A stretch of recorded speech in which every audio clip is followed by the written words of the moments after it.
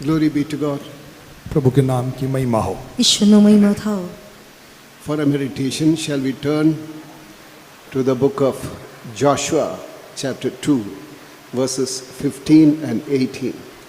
हमारे मनन के लिए आए हमारे किताब को यहोशू के किताब 15 अध्याय के दूसरे अध्याय के 15 और 18 वचन की ओर मुड़े। આવો આપણા મનન માટે યહોશુઆનું પુસ્તક બીજો અધ્યાય તેની 15મી કલમથી 18મી કલમ સુધી વાંચીએ. ત્યારે તેણે તેઓને બારીમાંથી દોરડા વડે નીચે ઉતાર્યા, કારણ કે તેનું ઘર નગરકોટની ઉપર હતું ને કોટ ઉપર તે રહેતી હતી.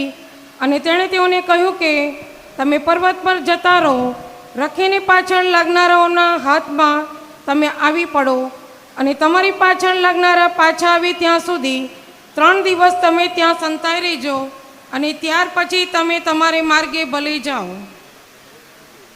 तब राहब, जिसका घर शहरपना पर बना था और वह वहीं रहती थी, उसने उसको खिड़की से रस्सी के बल उतार के नगर के बाहर कर दिया और उसने उनसे कहा, पहाड़ को चले जाओ, ऐसा ना हो कि खोजने वाले तुमको पाए, इसलिए जब तक तुम्हारे खोजने वाले लौट ना आए तब तक, अर्थात 3 दिन वहीं छिपे रहना, उसके बाद अपना मार्ग लेना. 15 and 18. 15 और 18 वचन। 15મી તથા 18મી કલમ. सुन, जब हम लोग इस देश में आएंगे तब जिस खिड़की से तूने हमको उतारा है उसमें यही लाल रंग की सूत की डोरी बांध देना और अपने माता पिता, भाइयों वरन अपने पिता के सारे घराने को इसी घर में अपने पास इकट्ठा कर रखना. Then she let them down by a cord through the window, for her house was upon the town wall, and she dwelt upon the wall. Behold, when we come into the land, thou shalt bind this line of scarlet thread in the window which thou didst let us down by, and thou shalt bring thy father and thy mother and thy brethren and all thy father's household home unto thee. Glory be to God. प्रभु के नाम की महिमा हो। ઈશ્વરનો મહિમા થાઓ. Today my subject will be blessings on the upper room. आज मेरा विषय ऊपर मिलने वाले आशीषें होगी। આજે મારો જે વિષય Upper room. ऊपर की कोठरी में मिलने वाले आशीषें। આજે મારો વિષય જે છે તે ઉપરની કોઠરીમાં મળનારા The આશીર્વાદ. Bible mentions about so many beautiful things which a child of God can receive in the upper room. ऊपरी कोठरी में एक परमेश्वर का बालक पा सकते हैं, ऐसे कई आशीषों के बारे में शास्त्र कहता है। ઉપરના ઓરડામાં ઈશ્વરનું બાળક જે આશીર્વાદોને પ્રાપ્ત કરી શકે તે વિશે ઘણા જગ્યા પર લખવામાં આવેલું છે. Certain things which you thought would not be possible was made possible when God came to that upper room.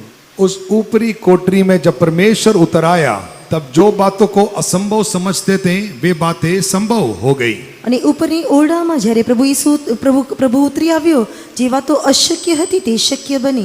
So also you have come to the upper room, you must understand. You have come far away from all earthly things. You have forgotten all your earthly things. You have put your family and your business aside and you are here in the presence of God. आप भी ये समझ ले कि आपने अपने पृथ्वी पर की सारी बातों को छोड़ करके, अपने परिवार को छोड़ करके, व्यवसाय को छोड़ करके आप एक ऊपरी कोठरी में आ पहुंचे हैं। તમારે પણ એ વાતોનું ધ્યાન રાખવું જોઈએ કે તમે આ પૃથ્વીની દરેક વાનાને છોડીને, તમારા કામને છોડીને, તમારી દરેક વસ્તુને છોડીને આ સ્થાનમાં ઉપરની કોઠરીમાં આવેલા છો. Here we see a woman with a loose character. यहाँ पर हम एक पापी स्त्री के बारे में हम देखते हैं। અહીં આપણે એક પાપી સ્ત્રી વિશે જોઈ શકીએ. She was not a very good woman. वो एक अच्छी या भली अच्छी स्त्री नहीं थी। તે એક સારી સ્ત્રી ન હતી. Her business was to sell her body and make money. अब उसका व्यवसाय यह था करके पैसे कमाएं। અને તેનો વ્યવસાય તે પોતાના શરીરને વેચીને પૈસાની કમાણી કરતી હતી. None of us seated here would like to make friends with such people. ऐसे लोगों के साथ दोस्ती करने में यहाँ बैठे हुए मैं मानता हूँ कि कोई भी नहीं चाहेगा। અને તેવા લોકોની સાથે દોસ્તી કરવા માટે અહીં બેઠેલામાંથી કોઈ પણ નહીં જાય એવું હું ધારું છું. Kindly don't allow your children to play in this center mat. मेहरबानी करके बच्चों को ये सेंटर के मैट में कोई भी खेलने चलने फिरने ना दे। કૃપા કરીને કોઈ પણ બાળકોને આ કેન્દ્રમાં રાખેલી ચટાઈ પર સાદડી પર કોઈ રમવા માટે અનુમતિ ન આપે. She was a person with a loose character. एक अनैतिक जीवन बिताने वाली, ऐसी एक स्वभाव रखने वाली एक स्त्री होकर पाई गई। અનૈતિક જીવન વ્યતીત કરનારી તે સ્વભાવની એક સ્ત્રી જોવા મળી. But God loves such people too. लेकिन परमेश्वर ऐसे लोगों को भी प्रेम करता है। પરંતુ પ્રભુ તેવા લોકોને પ્રેમ કરે છે. Jesus did not come to this world in search of righteous, but he says that he came in search of sinners. परमेश्वर यीशु मसीह कहता है कि इस दुनिया में वो एक धर्मियों के खोज में नहीं आया, बल्कि पापियों के खोज में आया। પ્રભુ ઈસુ ખ્રિસ્ત કહે છે કે તે ન્યાયીઓને તારવાને સારું નહીં, પરંતુ પાપીઓને તારવા માટે તેની શોધમાં આવ્યો. Even about the ministry of John the Baptist, it is mentioned, he spoke to harlots and they accepted him. और यूहन्ना बपतिस्मा देने वाले की सेवकाई के बारे में हम यूं पढ़ते हैं कि उसने व्यभिचारिणियों से बात किया और उन्होंने उसकी सुनी। અને આપણે યહોન્ના બાપ્તિસ્મા આપનારની સેવાની શરૂઆતમાં જોઈ શકીએ કે તેણે વ્યભિચારીઓની સાથે વાત કરી અને તે લોકોએ તેનું સાંભળ્યું. What is the purpose of holding convention? एक सम्मेलन चलाने का मकसद क्या होता है? એક સંમેલન ચલાવવાનો હેતુ શું હોય છે? Two purposes. दो मकसद हैं। તેના બે હેતુ હોય છે. People who are living in sin, like this woman, and they should be delivered from their sin, they should be delivered from their sickness, they should be delivered from the fear of death and tradition. और ऐसी इस स्त्री, यहाँ पर पड़ी हुई स्त्री के समान पाप में रहने वाले लोग छुटकारा पाने चाहिए, बीमारी से छुटकारा पाने चाहिए, और इस प्रकार के छुटकारे का एक अनुभव हो। આ પ્રમાણેના પાપમાં રહેનારી સ્ત્રી પ્રમાણે જોઈ શકાવાથી જે પાપમાંથી છુટકારો મેળવવા જોઈએ, માંદગીમાંથી સાજા થવા જોઈએ, પોતાના રીતિ રિવાજોમાંથી તેઓ છુટકારો મેળવવા જોઈએ. What is the second purpose of holding the convention? इस ऐसे कन्वेंशन चलाने का दूसरा मकसद क्या है? આ પ્રમાણેના સંમેલનો ચલાવવાનો બીજો હેતુ શું છે? Church of God must be revived, they must be sanctified, they must be perfected, they must come to a state where they will be able to say, Amen, Lord Jesus, come soon. परमेश्वर की कलीसिया जो है वो संजीवित की जानी चाहिए, वे शुद्ध किए जाने चाहिए, ऐसे स्थान में वे पहुंच जाए जहां वे कहे कि हाँ यीशु जल्द आ जा। અને આ સંમેલન ચલાવવાનો બીજો હેતુ એ છે કે મંડળીને શુદ્ધ કરવામાં આવે, તે પવિત્રતા મારે પ્રાપ્ત કરે, સંપૂર્ણતાને પ્રાપ્ત કરે અને એવા સ્થાનમાં પહોંચે કે તેઓ કહી શકે, હા પ્રભુ ઈસુ તું વહેલો આવ. If these two purposes are not fulfilled, convention has got no meaning at all. यदि ये दो मकसद पूरा ना होने में कन्वेंशन या ये सम्मेलन का कोई अर्थ नहीं है। અને જો આ બે હેતુ પૂરા ન થાય તો સંમેલનનો કોઈ અર્થ રહેશે નહીં. We believe that God has gathered in us in this presence, that through us and in us God will do this work. हम यह विश्वास करते हैं कि परमेश्वर ने यदि हमें इस जगह में इकट्ठा किया है तो हमारे द्वारा और हमारे अंदर परमेश्वर ये काम को पूरा करेगा। અને જો પ્રભુએ આ સંમેલનમાં પણ એકત્ર કર્યા છે તો આપણા વડે તથા આપણામાં તે કાર્યને તે સંપૂર્ણ કરી શકશે. I'll come to this Joshua chapter 2:15 about Rachel later. और इस यहोशू की किताब दूसरे अध्याय के 15वें वचन में मैं बाद में आऊंगा। અને યહોશુઆનું પુસ્તક બીજો અધ્યાય તેની 15મી કલમમાં હું થોડી વાર પછી આવીશ. I would like to mention some of the blessings in the upper room. लेकिन मैं ऊपरी कोठरी में पाए जाने वाले कई आशीषों को बताना चाहूंगा। પરંતુ ઉપરના ઓરડામાં મળનારા ઘણા આશીર્વાદો વિશે હું તમને જણાવવા માંગુ છું. We all should examine ourselves. We all should believe the word of God and entrust ourselves to the word of God. हम सारे अपने आप को जांचते हुए परमेश्वर के कलाम पर विश्वास कर परमेश्वर के कलाम के लिए पूरी तरह सौंपे हुए समर्पित होकर रहे। આપણે પોતે પોતાને સંપૂર્ણપણે તપાસીને ઈશ્વરના વચનો જે આપણને આપવામાં આવે છે ઈશ્વરના વચનોમાં સંપૂર્ણપણે સોંપાયેલા હોવા જોઈએ. First, when we turn to the book of Mark chapter 14 verse 15. मरकुस के सुसमाचार 14वें अध्याय के 50वें वचन की ओर आए पहले मुड़े। માર્કની લખેલી સુવાર્તા 14મો અધ્યાય તેની 50મી કલમ તરફ વળીએ. 14:15. પછી સગડા તેને અધ્યાય મૂકીને તેની નાસી ગયા. 14 अध्याय का 15 वचन। 14મો અધ્યાય તેની 15મી કલમ. અને તે તેમને એક મોટી મેળી શણગારેલી ને તૈયાર કરેલી દેખાડશે, ત્યાં આપણે સારું તૈયાર કરો. वह तुम्हें एक सजी सजाई और तैयार की हुई बड़ी अटारी दिखा देगा, वहाँ हमारे लिए तैयारी करो। And he will show you a large upper room, furnished and prepared. There make ready for us.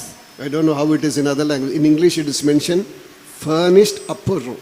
और दूसरी भाषाओं में कैसा है नहीं मालूम, लेकिन अंग्रेजी में ऐसा लिखा है कि अटारी पर एक कमरा को तैयार करो। બીજી ભાષામાં કેવું લખેલું છે, પરંતુ અંગ્રેજીમાં એવું છે કે ઉપરની મેળીને શણગારીને તૈયાર કરો. Here Jesus is asking them to prepare that place for the Passover.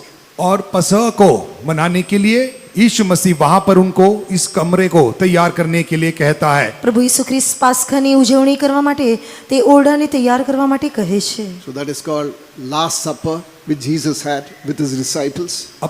अपने चेलों के साथ यीशु ने खाए हुए या भोजन किए हुए अंतिम भोजन के भोज के बारे में हम जानते हैं। અને પ્રભુ ઈસુ ખ્રિસ્તે તેના શિષ્યોની સાથે એટલે કે ભોજન વિશે જોઈ શકીએ। You would have seen the photo also, which was painted by Leonardo da Vinci, Mona Lisa. It's called Mona Lisa.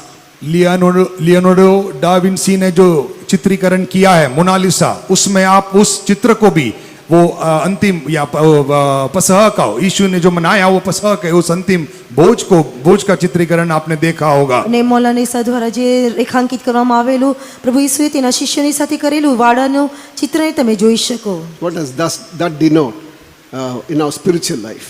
हमारे आत्मिक जीवन में वो क्या दर्शाता है? આપણા આત્મિક જીવનમાં તે શું દર્શાવે છે? Christ became a Passover in our life.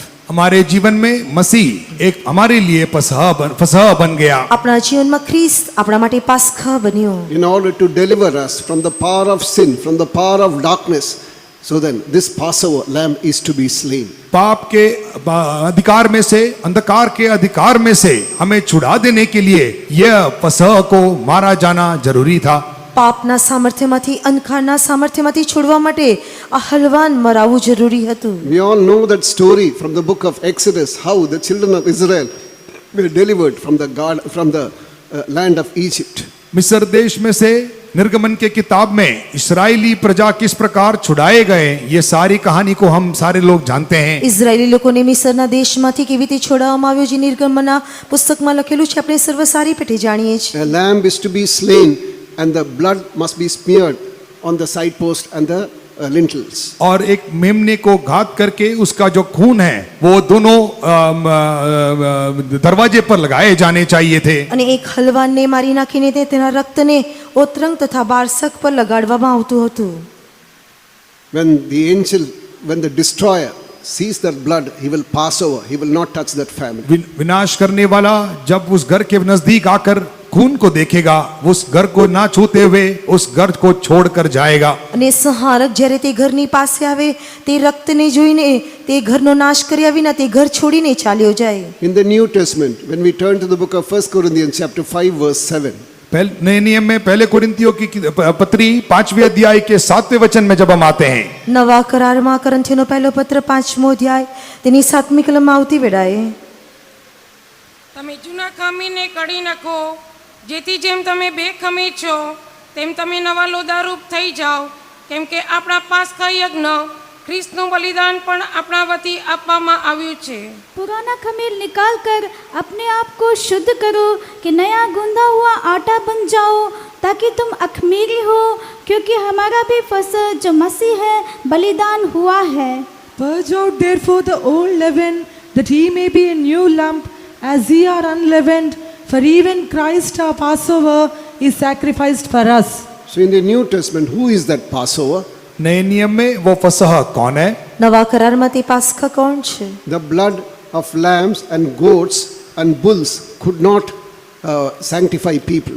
मेढ़ों के और भेड़ बकरियों के लहू मनुष्य को या इंसान को शुद्ध कर नहीं पाए। ગોધાનું અથવા ઘેટા બકરાનું રક્ત માણસને શુદ્ધ કરી શકશે નહીં। So God himself, God the Son, had to come down into this world and die for the sake of mankind. इसलिए पुत्र परमेश्वर स्वयं उतरकर इस पृथ्वी पर आकर मनुष्य जाति के लिए मृत्यु पाना पड़ा। અને તેથી જ પુત્ર પોતે પ્રભુ ઈસુ ખ્રિસ્ત પોતે આ પૃથ્વી પર આવીને માનવજાત માટે તેણે પોતાનું અર્પણ કરવું પડ્યું। No matter to which religion you belong, all have sinned and come short of the glory of God, it is mentioned. कोई भी धर्म के पालन करने वाले व्यक्ति आप क्यों ना हो, हर मनुष्य ने पाप किया है और वो परमेश्वर की महिमा से रहित हुए हैं। તમે ગમે તે ધર્મના કેમ ન હોય, દરેક માણસે પાપ કર્યું અને તે દેવના મહિમાથી રહિત બની ગયા। You may be born in a Christian family, you may be born in a Pentecostal family, but still you are under sin. आप शायद एक मसीही परिवार में जन्म लिए होंगे, पिंतकुस्त परिवार में जन्म लिए होंगे, फिर भी आप एक पाप के अधीन में हो। તમે ખ્રિસ્તી કુટુંબના હોઈ શકો, તમે પેન્ટિકોસ કુટુંબના હોઈ શકો, પરંતુ છતાં પણ તમે પાપના અધીનમાં છો। The word of God says there is no difference, all have sinned और परमेश्वर का कलाम कहता है कि बिना फर्क के सभी ने पाप किया है. ઈશ્વરનું વચન જણાવે છે કે કોઈમાં અંતર નથી, દરેકે પાપ કર્યું. You need a savior that you may be cleansed, you may be forgiven of your sins. आप धोकर आपके पापों से मुक्ति पाने के लिए आपको एक उद्धारकर्ता की जरूरत है. અને તમારે ધોઈને શુદ્ધ થવા માટે એક તારણહારની જરૂર છે. The blood which was shed on the cross is able to cleanse you from all unrighteousness. सलीब पर वो बहाया गया हुआ उस लहू में इतनी ताकत है कि आपके सारे अधर्मों से आपको धोकर शुद्ध कर दे. વધસ્તંભ પર વેવડાવેલા રક્તમાં એટલું પરાક્રમ છે કે તમારા દરેક પાપોથી તે તમને શુદ્ધ કરી શકે. You would have heard about a person called Martin Luther. Martin Luther नामक व्यक्ति के बारे में आपने शायद सुना होगा. માર્ટિન લ્યુથર નામના વ્યક્તિ વિશે કદાચ તમે સાંભળ્યું હોઈ શકે. So he entrusted his life in the hands of God. अपने पूरे जीवन को प्रभु के हाथ में उसने समर्पित किया. તેણે પોતાના સંપૂર્ણ જીવનને પ્રભુના હાથોમાં સોંપી દીધું. Till then they were sticking to old tradition. तब तक वे पुराने परंपरा में ही लगे हुए थे. અને ત્યાં સુધી તે જૂની પદ્ધતિઓમાં લાગુ હતો. That could not satisfy him. वो उस व्यक्ति को वो तृप्त कर नहीं पाया. અને તે તેને સંતુષ્ટ કરી શકી નહીં. They were not supposed to go through the scriptures, Bible. वे शास्त्रों को जांच कर ढूंढ नहीं सकते थे. અને તે શાસ્ત્રમાં તે શોધી શકતો ન હતો. It was forbidden for them. उन आम जनता से वो रोक लगाई गई थी. અને સામાન્ય લોકોથી તેને અટકાવવામાં આવ્યો હતો. But he secretly went to the library and went through all those books. और लेकिन वो गुप्त रीति से लाइब्रेरी में जाकर उन सारे शास्त्रों के किताबों को पढ़ लिया. પરંતુ તે સંતાઈને લાઇબ્રેરીમાં જઈને તે પુસ્તકોને તેણે શોધી કાઢી. Then he came to the understanding that whatever they were taught till then, it was all rubbish. और उसने ये समझ लिया कि तब तक उन्हें सिखाए गए हुए सारी बातें वे बेकाम थे. અને ત્યાં સુધી તેને સમજી લીધું કે તેને જે કંઈ શીખવવામાં આવ્યું તે દરેક વ્યર્થ હતું. To cut the story short, और संक्षिप्त में कहने के लिए ટૂંકમાં કહેવાથી it is not by works, but it is by faith. Faith in Jesus and the finished work on the cross that you will be saved. आप क्रियाओं के द्वारा नहीं बल्कि यीशु मसीह ने सलीब पर किए हुए पूरे काम पर विश्वास करने के द्वारा आपका उद्धार होता है. અને કર્મો વડે નહીં પરંતુ પ્રભુ ઈસુ ખ્રિસ્ત જે વધસ્તંભે ભરાયો તેની પર વિશ્વાસ કરવાથી તમને તે તારણ થઈ શકે. He confessed all his sins to Jesus and was cleansed. सारे पापों को यीशु से कबूल करके धोया गया. અને તે પ્રભુ ઈસુ ખ્રિસ્તની પાસે દરેક પાપોને કબૂલ કરીને ધોવામાં આવ્યો. Later, in one part of his life, again Satan brought all those things before him. और उसके पश्चात एक जीवन के एक भाग में दोबारा शैतान ने उसके सामने वो सारी पुरानी बातों को ले आया. ફરીથી એકવાર જીવનના તેના બીજા તબક્કે શેતાન દરેક વાતોને તેની સમક્ષમાં લાવ્યો. He was in a fix and he was in doubt. What is this? Has not God forgiven? Has he not forgiven my sins? वो दोबारा संदेह में पड़ गया, को व्याकुलता में पड़ गया. क्या प्रभु ने मेरे पापों को क्षमा नहीं किया है? ફરીથી તે શકમાં પડ્યો અને મૂંઝવણ અનુભવવા લાગ્યો કે શું પ્રભુએ મારા પાપોને માફ કર્યા નહીં. Satan brought a big roll. शैतान एक बड़ा सा रोल ले आया. શેતાન એક મોટા રોલને લઈ આવ્યો. Have you not committed this? Have you not committed this? एक बड़े पट्टिका को दिखाकर तूने ये नहीं किया क्या, तूने ये गलती नहीं किया क्या करके बताने लगा. અને શેતાન તેને કહેવા લાગ્યો કે શું ત્યાં ભૂલ નથી કરી, આ ભૂલ નથી કરી, એમ અલગ અલગ બતાવવા લાગ્યો. But he saw the blood of Jesus blotting them out. लेकिन वो ये भी देखते रहा कि यीशु का लहू वो सारी बातों को रोकते जा रहा है. પરંતુ તે જોઈ શકતો હતો કે ઈસુનું રક્ત દરેક વાતોને નાબૂદ કરતું રહ્યું. Great courage and peace and rest entered into this heart. बड़े हिम्मत, एक बड़ा शांति, एक बड़ा विश्राम उसके हृदय में प्रवेश कर लिया. એક મોટી શાંતિ, એક મોટું સાહસ તેના જીવનમાં વિસામો પ્રવેશ કર્યો. Then he challenged the devil. उसके बाद शैतान को चुनौती दिया. અને ત્યાર પછી તેને શેતાનની સામે દાવો કર્યો. Carry on. What are the other things that I have done? You show me. और भी बताए मैंने दूसरे कौन से काम किए हैं. તું મને વધારે જણાવ, મેં બીજા કયા પાપ કર્યા He છે. rolled many more sins. उसकी पट्टिका को और खींचते और दिखाने लगा उसने किए हुए पाप. અને તે રોલ ખેંચતા ખેંચતા તેણે કરેલા બીજા પાપોને તે પ્રગટ કરતો રહ્યો. Everything was blotted by the precious blood of Jesus. यीशु मसीह के कीमती लहू के द्वारा सारे पाप मिटाए गए थे. ઈસુ ખ્રિસ્તના અમૂલ્ય રક્ત વડે દરેક પાપોને નાબૂદ કરવામાં આવ્યા. Dear child of God, if you are not cleansed by the blood of Jesus, today that Passover Passover is slain for you. अजीज परमेश्वर के बच्चे, यदि आप अपने उस यीशु मसीह के कीमती लहू के द्वारा धोए नहीं गए तो आज आपके लिए वो फसह है. અને વાલા દેવના બાળકો, જો તમે આજે પ્રભુ ઈસુના રક્ત વડે ધોવામાં આવ્યા નથી તો આજે તમારા માટે તે પાસ્કા વેવડાવવામાં આવ્યું. Today is the day of salvation. Today is the acceptable time. आज ही उद्धार का दिन है, आज ही अंगीकार योग्य दिन है. આજે તારણનો દિવસ છે, આજ માન્યકરણનો દિન છે.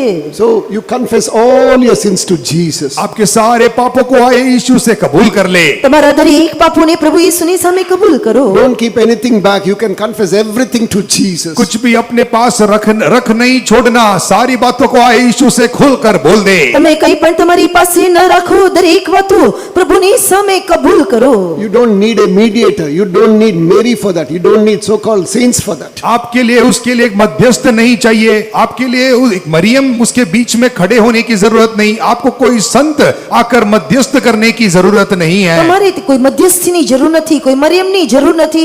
તમારી માટે કોઈ મધ્યસ્થી કરે તેની કોઈ જરૂર નથી. As we see from the book of 1 Timothy chapter 2 verse 4, पहला there तिमुथियुस is one mediator between God and man, and that is Jesus Christ. पहला तिमुथियुस दूसरे अध्याय के 4 वचन में हम पढ़ते हैं कि परमेश्वर और मनुष्य के बीच में एक ही मध्यस्थ है, वही प्रभु यीशु मसीह है. તિમોથીનો પહેલો પત્ર બીજો અધ્યાય તેની 5મી કલમમાં આપણે જોઈ શકીએ કે દેવ તથા માણસોની વચ્ચે એક જ મધ્યસ્થ છે It is he અને તે who- પ્રભુ ઈસુ ખ્રિસ્ત છે. It is he who came down into this world. वही इस स्वयं इस दुनिया पर वो या पृथ्वी पर उतर कर आया. અને તે જ પોતે આ ધરતી પર ઉતરી આવ્યો. It is he who was humiliated for your sake and my sake. मेरे और आपके लिए उसने नीचापन को सहा हुआ है. મારા તથા તમારા માટે તે નિમ્ન સ્તરમાં ઉતરી આવ્યો. Look at that Jesus who's hanging on the cross naked for your righteousness and my righteousness. मेरे और आपके धार्मिकता के लिए देखो, वो यीशु मसीह सलीब पर लटकता है नंगा. મારા તથા તમારા ન્યાયપણા માટે પ્રભુ ઈસુ ખ્રિસ્ત પોતે વધસ્તંભે લટકાયો. He shed his last drop of blood for the sake of mankind. पूरे मानव जाति के लिए अपने लहू का आखिरी बूंद भी उसने बहा दिया. સમગ્ર માનવ જાતને માટે તેણે પોતાના રક્તનું અંતિમ ટીપું પણ વહેવડાવી દીધું. What do we read from the book of 1 John chapter 1 verse 7? पहले यूहन्ना पहले अध्याय के 7वें वचन में हम क्या पढ़ते हैं? યોહાનનો પહેલો પત્ર પહેલો અધ્યાય તેની 7મી કલમમાં શું વાંચી શકીએ? पर यदि जैसा वह ज्योति में है वैसे ही हम भी ज्योति में चले तो एक दूसरे से सहभागिता रखते हैं और उसके पुत्र यीशु का लहू हमें सब पापों से शुद्ध करता है. પણ જેમ તે પ્રકાશમાં છે તેમ જો આપણે પ્રકાશમાં ચાલીએ તો આપણને એકબીજાની સાથે સંગત છે અને તેના પુત્ર ઈસુનું રક્ત આપણને સગળા પાપથી શુદ્ધ કરે છે. But if we walk in the light as he is in the light, we have fellowship with one another, and the blood of Jesus Christ his son cleanseth us from all sin. The blood of Jesus Christ his son cleanses us from all sin. उसका पुत्र यीशु का लहू हमें सब पापों से शुद्ध करता है. તેના પુત્ર ઈસુનું રક્ત આપણને સગળા પાપોથી શુદ્ધ કરે છે. They say a white cloth, if it is dyed red, you can never bring it back to that white state. ऐसे कहते हैं कि एक सफेद वस्त्र को लेकर उसको लाल रंग से वो लगा देने से उसके बाद उसके पहले की अवस्था में उसे दोबारा लौटा नहीं सकते हैं. એવું કહેવામાં આવે છે કે જો એક સફેદ વસ્ત્રને લાલ રંગમાં ડૂબાડવામાં આવે તો ફરીથી તેને પહેલી અવસ્થામાં લાવી શકાશે નહીં. There is no detergent or soap which can again bring it back to the former state. उसके पहली अवस्था में पहले रंग में या सफेद दोबारा बना देने के लिए उसको कोई भी साबुन या कोई डिटर्जेंट नहीं है. અને તેને પહેલી અવસ્થામાં શ્વેત બનાવવા માટે એવો કોઈ સાબુત વાપરવામાં એવો કોઈ સાબુ નથી. But at the same time, if you see that with a ruby glass, लेकिन उसी समय आप एक रूबी ग्लास में से आप यदि उस वस्त्र को देखते हो, પરંતુ રૂબી ગ્લાસમાંથી જો તમે તે વસ્ત્રને જુઓ the stain is lost.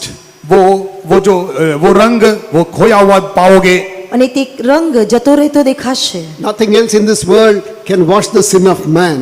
मनुष्य के पाप को इस संसार में कुछ भी धो नहीं पाएगा. માણસના પાપને આ સંસારમાં બીજું કોઈ ધોઈ શકશે નહીં.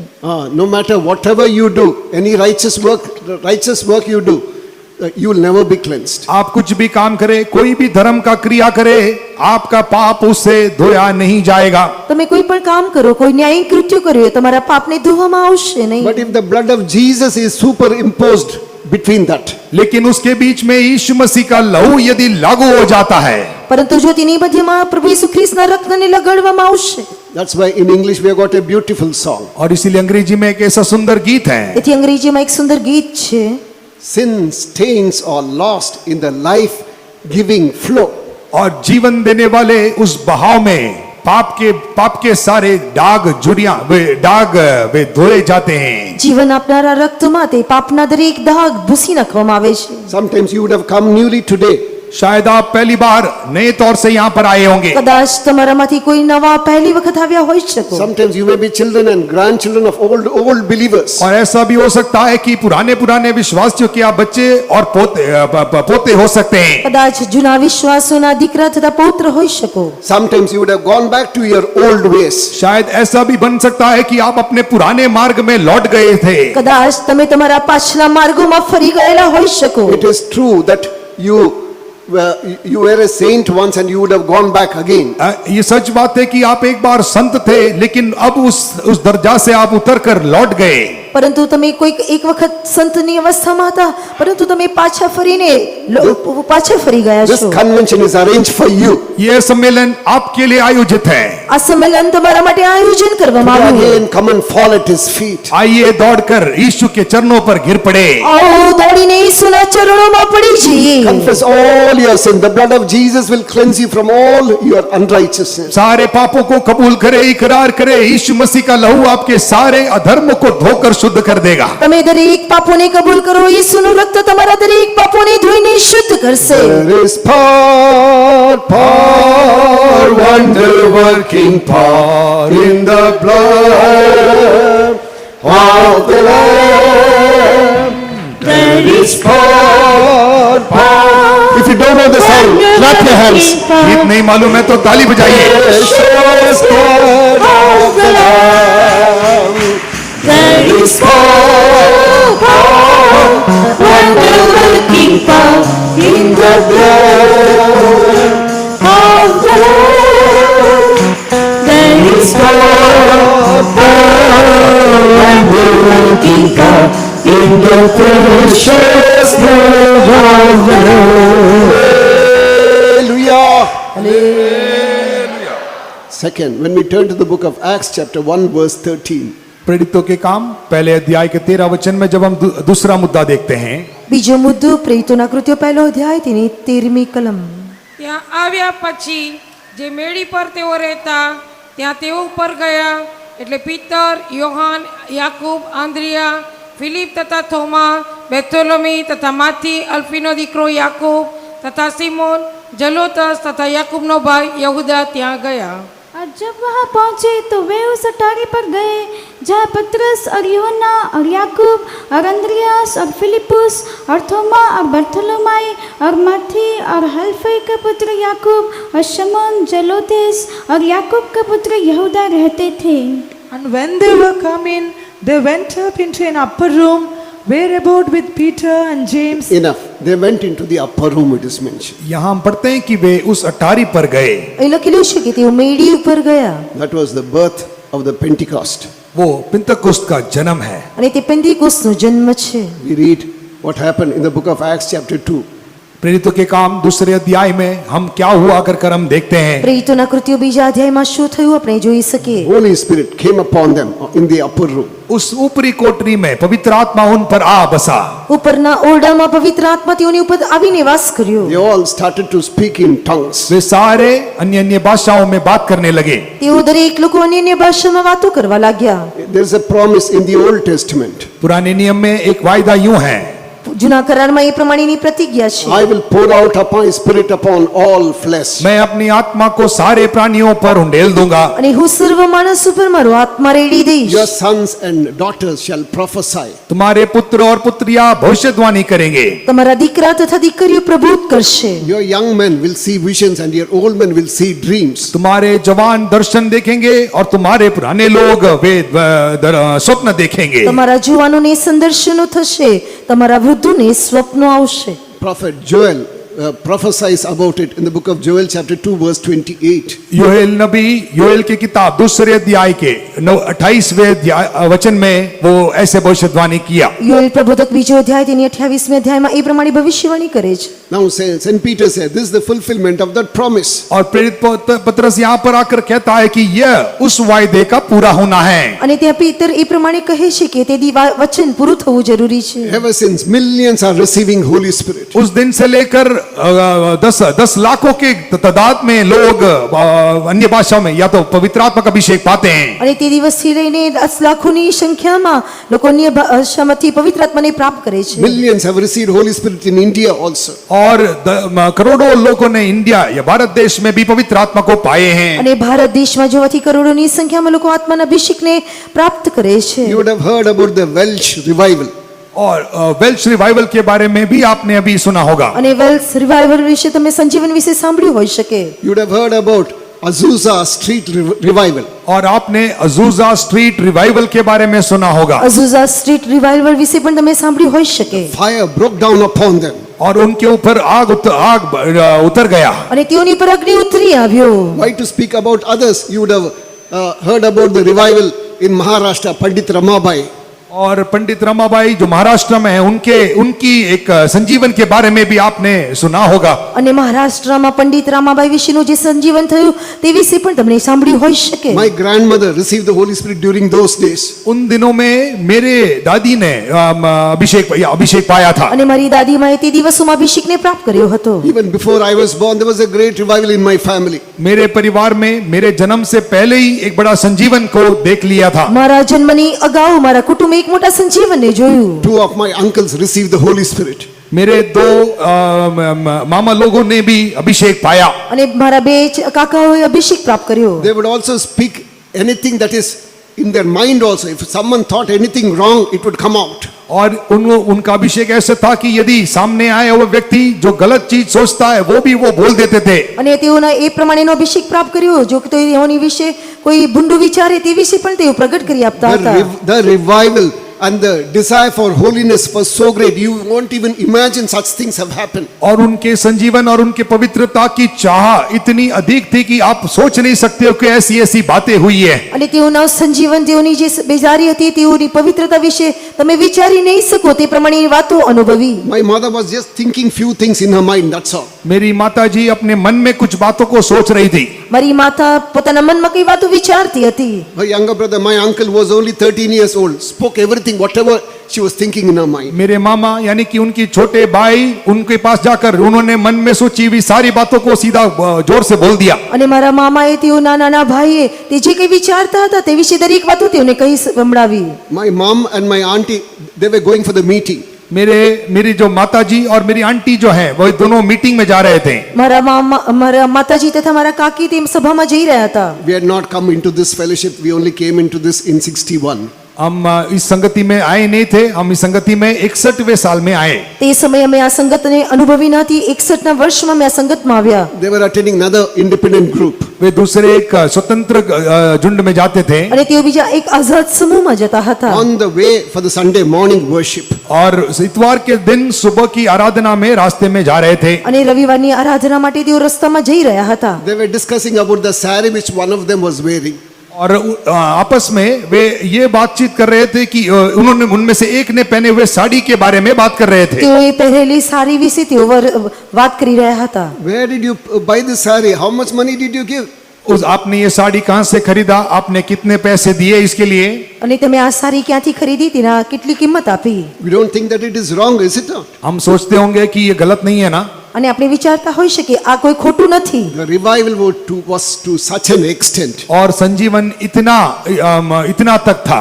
અને તે સંજીવન એટલું મોટું હતું। They just went for the meeting. वे उसके बाद मीटिंग में बात करते करते चले गए। તે વાત કરતા કરતા તેઓ સભામાં ગયા। There is a time for prophesying. और वहां पर भविष्यवाणी के लिए एक समय दिया जाता था। ભવિષ્યવાણીનો સમય આપવામાં આવ્યો। Even before that, उससे भी पहले અને તેની પહેલા it was not the time for prophesying at all. भविष्यवाणी का समय होने से पहले ही ભવિષ્યવાણીનો સમય તે ન હતો। As they entered into the room, जैसे ही वो कमरे में पाँव रखे, અને તેઓ જે પ્રમાણે ઓરડામાં પગ મૂક્યો immediately that pastor started to blast them. वो पास्टर जी वहां पर उन पर चिल्लाने लगे। અને તે પાસ્ટર તેઓની ઉપર ધમકાવા लाग्યા। When you come to the presence of God, is this what you should be discussing? आप प्रभु के सम्मुख में आते समय क्या आपको ये बात करते आना है? અને જ્યારે તમે પ્રભુની સમ્મુખમાં આવો છો, શું તમારે આ વાતોની ચર્ચા કરીને આવવું જોઈએ? Is it the time for you to discuss about such things? ऐसी बातों की बातचीत करने के लिए आपके लिए समय यही है? અને આવી વાતો માટે વાતચીત કરવાનો સમય શું આજ છે? This is what Holy Spirit is able to do in our lives. और यही पवित्र आत्मा हमारे जीवन में करने के लिए चाहता है। અને તે જ પવિત્ર આત્મા આપણા જીવનમાં કરવા માટે આગ્રહ કરે છે। How many rubbish things we speak? हम कितने बिना बेकार की बातें करते रहते हैं। આપણે કેટલી નકામી વાતોને કરતા રહીએ છીએ। After the message, when you return home, how many comments you pass? संदेश सुनने के बाद घर जाते जाते आप कितने कमेंट्स बोलते रहते हैं। અને સંદેશો સાંભળ્યા પછી ઘરે પાછા ફરતી વેળાએ તમે કેટલા મજાકની વાતોને કરો છો। What does he preach? What does he preach? We don't understand. It's not right. आपके उन्होंने क्या प्रचार किया, कैसे प्रचार किया, हम तो कुछ समझ नहीं पाए, वो गलत लग रहा है। અને તેઓએ શું સંદેશ આપ્યો, કઈ વાત કરી, અમે તો સમજી શક્યા નહીં। I believe through this convention, God is going to change everything. मैं विश्वास करता हूं कि इस सम्मेलन के दौरान प्रभु सारी बातों को बदलाव ले आएगा। અને હું વિચારું છું કે આ સંમેલન વડે પ્રભુ દરેક વાતોને બદલી નાખશે। God has come into the upper room. और प्रभु अपने ऊपरी कोठरी में आकर उतर गया है। પ્રભુ પોતે ઉપરના ઓરડામાં આવીને ઉતર્યો છે। Holy God has come inside the upper room. पवित्र परमेश्वर उस ऊपरी कोठरी के भीतर आ चुका है। પવિત્ર દેવ તે ઉપરના ઓરડાની મધ્યમાં આવ્યો છે। God is looking at someone who loves such holiness. और ऐसे पवित्रता से चाह रखने वाले कईयों को वो परमेश्वर देखता है। જે લોકોએ પોતાની પવિત્રતાને ગુમાવી છે તેવા લોકોને દેવ જોઈ રહ્યો છે। He's not bothered whether you are a servant of God or a believer. अब चाहे परमेश्वर के सेवक हो या विश्वासी होने दे, તમે કદાચ પ્રભુના સેવક અથવા વિશ્વાસી હોઈ શકો। He's not bothered whether you are an old believer or a new raw believer. आप एक पुराने विश्वासी है, आप या तो नए पहली बार आए हुए विश्वासी व्यक्ति हो, उससे कोई फर्क नहीं है उनको। કદાચ તમે જૂના વિશ્વાસી હોઈ શકો અથવા તો નવા આત્મા તરીકે આવેલા હોય, તેના માટે તેને કોઈ ફરક નથી। He's not bothered whether you are a wise person or a mundane. और आप एक बुद्धिमान व्यक्ति है या मूर्ख है, उससे उन्हें परवाह नहीं।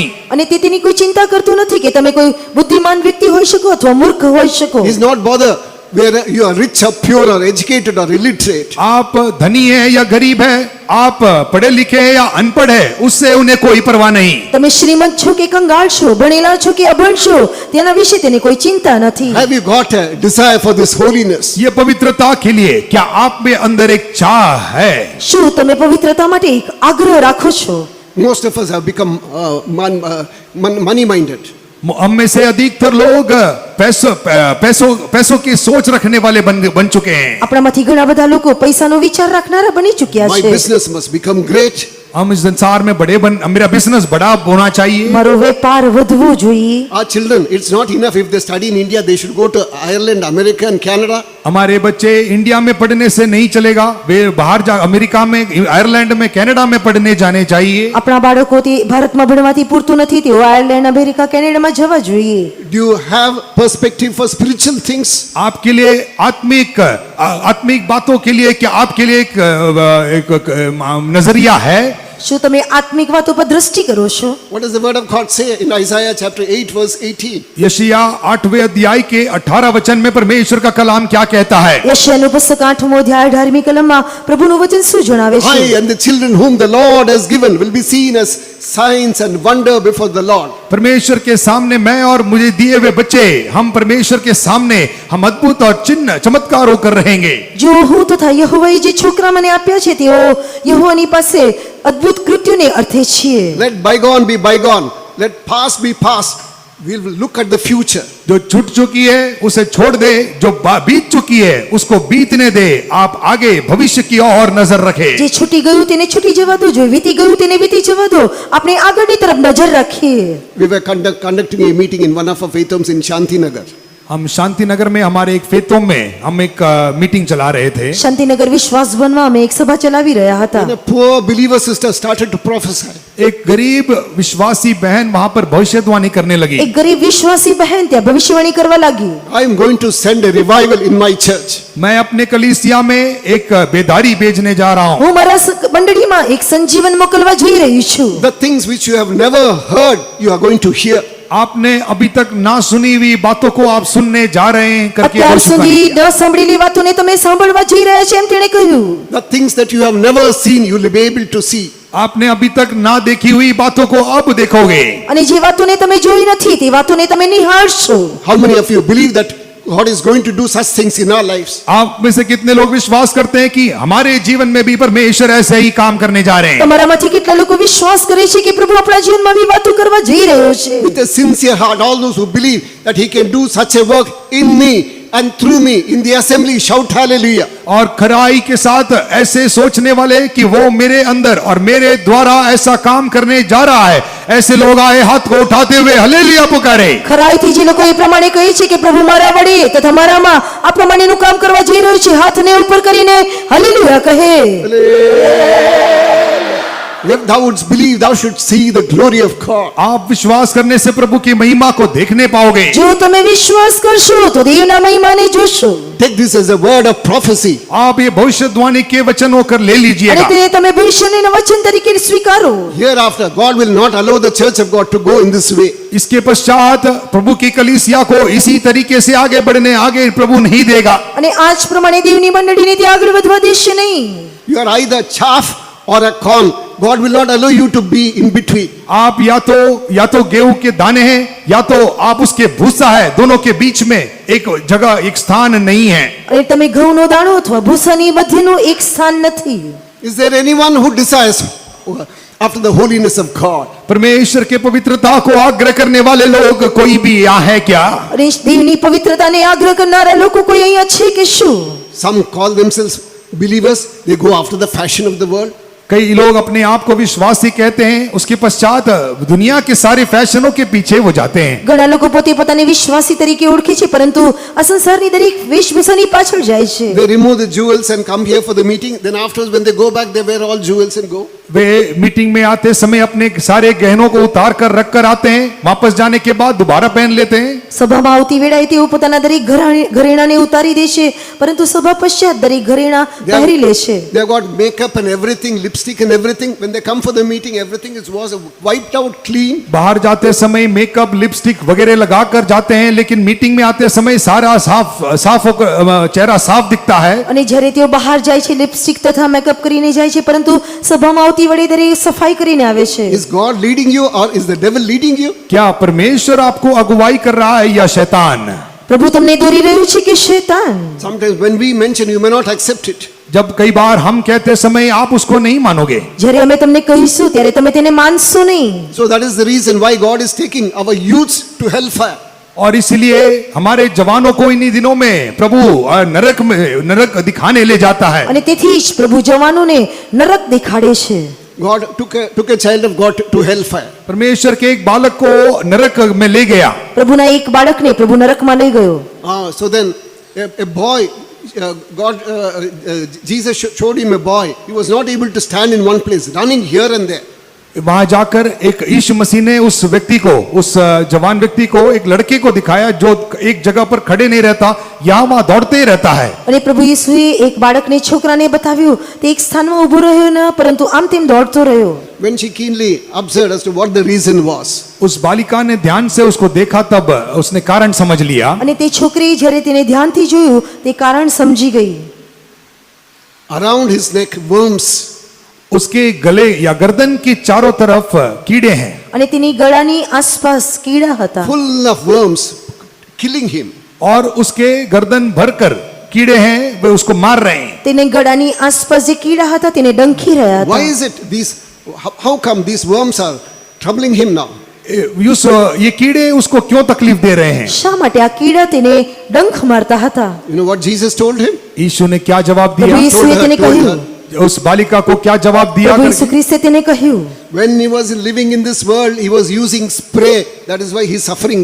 इस दुनिया में जीते समय वो लड़का जो है वो स्प्रे अपने गर्दन में लगाता था, उसी का नतीजा अभी है। અને ત્યારે જે આ સંસારમાં જીવતો હતો પોતાના ગરદન પર શરીર પર સ્પ્રે મારવાને કારણે આજે તેની અવસ્થા આવી છે. Okay, you ask your uncles, aunties who are in Dubai, Gulf and other places to when they come here to get good spray. आपके चाचा और आंटियों को, आपके मामा को जो गल्फ में, दुबई में, बाहर विदेशों में रहते हैं, आप वो आते समय स्प्रे और परफ्यूम ले आने के लिए भूल मांगते रहिएगा। તમારા સગાવાલા જે બહાર વિદેશના દેશોમાં રહે છે, જ્યારે તેઓ પાછા આવે ત્યારે તમે તેઓને સ્પ્રે લઈ આવવા માટે, સારા સ્પ્રે લઈ આવવા માટે કહો છો. When we mention, you won't listen to us. So therefore God is taking young girls and boys to hellfire. हमारे कहने के लिए आप कान नहीं लगाते हो, इसीलिए जवान लड़कों को, लड़कियों को परमेश्वर नरक में ले जाकर इन्हीं बातों को दिखाकर सिखाता है। અમે જ્યારે તમને કહીએ છીએ તમે તે વાતોને સ્વીકારતા નથી, તેથી પ્રભુ પોતે જુવાન છોકરા તથા છોકરીઓને નરકમાં લઈ જઈને દેખાડી રહ્યો છે. Then God showed her one more person. परमेश्वर ने फिर आगे और एक व्यक्ति को दिखाया। પ્રભુએ બીજા એક વ્યક્તિને દેખાડ્યો. Devil took hold of the hand of a young girl and then he with a plier and then pull her nails out. और शैतान आकर उस लड़की का एक हाथ को पकड़कर उसके नाखून उखाड़ कर एक प्लायर लेकर नाखून को उखाड़ रहा है। અને શેતાન આવીને તે એક છોકરીના હાથને પકડીને તેના હાથમાંથી નખને ખેંચી રહ્યો She હતો. would scream. ऐसे करते समय वो लड़की चिल्लाकर चीख रही है। અને તે સમયે તે છોકરી ચીસો પાડતી હતી. Again she asked Jesus, why is Satan doing this to her? तभी ये बालिका ने यीशु से पूछा, शैतान इससे ऐसा क्यों कर रहा है? અને ત્યારે તે છોકરીએ તે પ્રભુ યીશુને પૂછ્યું, શા માટે શેતાન આવું કરે છે? When she was in this world, she was using nail polish. इस दुनिया में रहते समय वो लड़की या वो स्त्री वो नेल पॉलिश का इस्तेमाल करती थी। અને જ્યારે તે છોકરી આ સંસારમાં હતી ત્યારે તે નેલ પોલિશને વાપરતી હતી. Okay, enjoy nail polish. If sari is cream, this is also cream. If this is violet, this is also violet. आप भी नेल पॉलिश को इस्तेमाल करके आप मौज करिएगा। आपके साड़ी के कलर के अनुसार आप नेल पॉलिश लगाने में आप मन लगाते हो ना। અને તમે તમારા મન મરજી પ્રમાણે નેલ પોલિશ વાપરતા હોઈ શકો, તમારા વસ્ત્ર પ્રમાણે તે જ રંગની નેલ પોલિશ વાપરીને આનંદ કરી શકતા હોઈ શકો. God is giving this as a warning. For some of us, it is the last warning. अब परमेश्वर एक चेतावनी के तौर पर ये दे रहा है, कईयों को ये अंतिम चेतावनी है। પ્રભુ તમને એક ચેતવણીની રૂપમાં કહી રહ્યું છે, કેટલાક લોકો માટે આ છેલ્લી ચેતવણી છે. But on the other hand, लेकिन दूसरे बाजू પરંતુ બીજા પડખે we would have committed so many mistakes. हमने कई गलतियां कर गुजरे होंगे। આપણે ઘણી બધી ભૂલોને કરી બેઠા છીએ. Is there anyone here who loves holiness more than anything else? लेकिन यहाँ ऐसा कोई मौजूद है जो और कोई चीज या वस्तु से अधिक पवित्रता से प्रेम करते हैं? અહીં સૌથી વધારે બીજી કોઈ વાતોથી વધારે જે કોઈ પવિત્રતાને પ્રેમ કરે છે. God is going to take them in his hands. परमेश्वर ऐसों को अपने हथेली में उठा लेगा। અને પ્રભુ તેવાને પોતાની હથેળીમાં ઉચકી લેશે. He is going to wash them thoroughly. उन्हें पूरी तरह से धोकर शुद्ध करेगा। તેવાને તે સંપૂર્ણપણે ધોઈને શુદ્ધ કરશે. They are going to fall at his feet. वे उसके चरणों पर गिर पड़ने वाले हैं। અને તેઓ તેના ચરણોમાં પડી જશે. They will cry out, Lord, be merciful towards me. I will never do it again. हे प्रभु मुझ पर दया दिखा, आगे कभी ऐसा नहीं दोहराऊंगा करके वे रोने वाले हैं। અને તેઓ કહેશે, તેઓ રડશે, હે પ્રભુ આગળથી આ પ્રમાણે હું નહીં કરું. Through them, God is going to do exploits. उनके द्वारा परमेश्वर अद्वैतों को करने वाला है। અને તેના દ્વારા તે પ્રભુ એક ઉન્નતિ કરનાર છે. Third, तीसरा, ત્રીજું, when we turn to the book of Acts, chapter 20, verse 8. प्रेरितों के काम 20वें अध्याय के 8वें वचन की ओर जब हम मुड़ते हैं। પ્રેરિતોના કૃત્યો 20મો અધ્યાય તેની 8મી કલમ તરફ. जिस अटारी पर हम इकट्ठे थे उसमें बहुत दिए जल रहे थे। જે વેડી પર અમે એકઠા થયા હતા ત્યાં ઘણા દીવા બળતા હતા. And there were many lights in the upper chamber where they were gathered together. Lights in the upper chamber. अटारी में ज्योतियां। અને મેડી પર દીવા સળગતા હતા. So St. Paul was preaching till late in the night. प्रेरित पौलुस देर रात तक प्रचार कर रहा था। અને પ્રેરિત પાઉલ મોડી રાત સુધી સંદેશો આપતો હતો. Lights denote so many wonderful things in the Bible. दिए या ज्योति जो है बाइबल में कई सुंदर सुंदर बातों को दर्शाता है। દીવા અથવા પ્રકાશ બાઇબલમાં ઘણી સારી વાતોને પ્રગટ કરે છે. Scientists have not given a proper definition for light. प्रकाश के लिए या ज्योति के लिए वैज्ञानिकों ने कोई ठीक एक डेफिनेशन या ठीक एक समझ नहीं दिया है। વૈજ્ઞાનિકો દીવા માટે અથવા પ્રકાશ માટે કોઈ સારી સમજણ આપી નહીં. Where does it originate? how does it come, where does it go, they are not able to give an explanation. वो कहां से उत्पन्न होकर कहां से आता और कहां जाता उसका कोई समझ या सुझाव वे दे नहीं पाते हैं. તે ક્યાંથી ઉદ્ભવે છે, ક્યાંથી આવે છે, ક્યાંથી જાય છે તે તેઓ સમજી શક્યા અથવા કહી શકતા નથી. It's only presumption. It can be this, it can be that. उसके लिए कई बातों का अनुमान किया जाता है कि ऐसा हो सकता है, ऐसा भी हो सकता है और ऐसा भी हो सकता है. અને તેના માટે કંઈક ધારણા કરવામાં આવે છે, આ પ્રમાણે બની શકે, આ પ્રમાણે હોઈ શકે. A child of God is supposed to live as light in this world. एक परमेश्वर का बालक इस संसार में एक प्रकाश या ज्योति होकर जीना है. એક ઈશ્વરના બાળકે આ સંસારમાં અજવાળા રૂપે જીવવું જોઈએ. I'll just give 3 explanations for the spiritual light. और आत्मिक ज्योति के लिए केवल 3 समझाओ मैं आपको देना चाहूंगा. આત્મિક પ્રકાશ વિશે હું તમને 3 સમજણ આપીશ. When we turn to the book of Matthew chapter 6 verses 22 and 23, मत्ती रचित सुसमाचार 6वें अध्याय के 22 और 23वें वचन में जब हम आते हैं, મથીની લખેલી સુવાર્તા 6ઠો અધ્યાય તેની 22મી તથા 23મી કલમ વાંચતી વેળાએ શરીરનો દીવો તે આંખ છે. એ માટે જો તારી આંખ નિર્મળ હોય તો તારું આખું શરીર પ્રકાશે ભરેલું થશે. પણ જો તારી આંખ ભૂંડી હોય તો તારું આખું શરીર અંધકારે ભરેલું થશે. માટે તારામાં જે અજવાળું છે તે જો અંધકાર રૂપ હોય તો તે અંધકાર કેટલો મોટો. क्योंकि जहाँ तेरा शरीर का दिया आँख है, इसलिए यदि तेरी आँख निर्मल हो तो तेरा सारा शरीर भी उजाला होगा. परंतु यदि तेरी आँख बुरी हो तो तेरा सारा शरीर भी अंधियारा होगा. praise be to God. प्रभु के नाम की स्तुति हो. પ્રભુના નામની મહિમા થાવ. It's mentioned, eye is the light of the body. यहाँ हम पढ़ते हैं शरीर का दिया आंख है. અહીં કહેવામાં આવ્યું છે કે આંખ શરીરનો દીવો છે.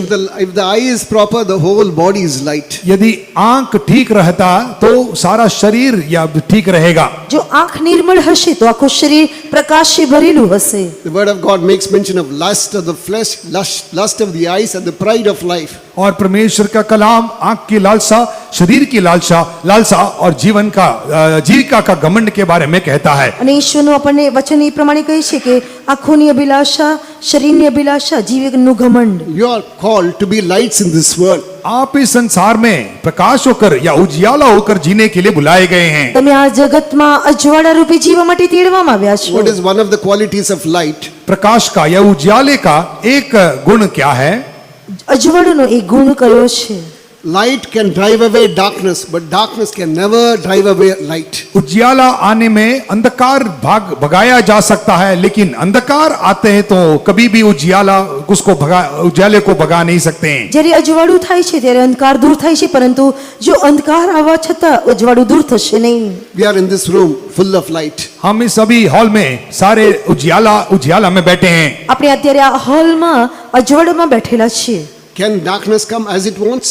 अंधकार अपने आप से अंदर आ सकता है क्या? શું અંધારું પોતાની જાતે આવી શકે? But at the same time, you go into a dark room. लेकिन आप एक अंधेरे भरे कमरे में जाइएगा, પરંતુ તમે અંધારા રૂમમાં જાઓ, Go with a torch, that darkness is dispelled. एक टॉर्च लेकर जाइए, वहां का अंधियारा भगाया जाएगा. અને તમે ટોર્ચ લઈને જાઓ ત્યાંનો અંધારો દૂર થઈ જશે. So also your eyes must be pure, your eyes must be light. आपके आंख निर्मल होने चाहिए और वो उजियाला कर देगा. અને તમારી આંખો નિર્મળ હશે તો તે અજવાળું પ્રકાશ છે. Shall we examine ourselves and find out how our eyes are?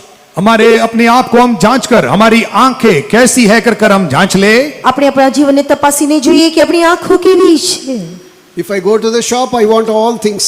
मैं एक दुकान में जाने से वहां की सारी बातों को मैं खरीदना चाहता हूँ. અને જો એક દુકાનમાં જવાથી દરેક વાતોની ખરીદી કરવા માંગુ You છું. want all clothes. मैं सारे कपड़ों को ले आना चाहता हूँ. દરેક વસ્ત્રોને લઈ આવવા માંગુ છું.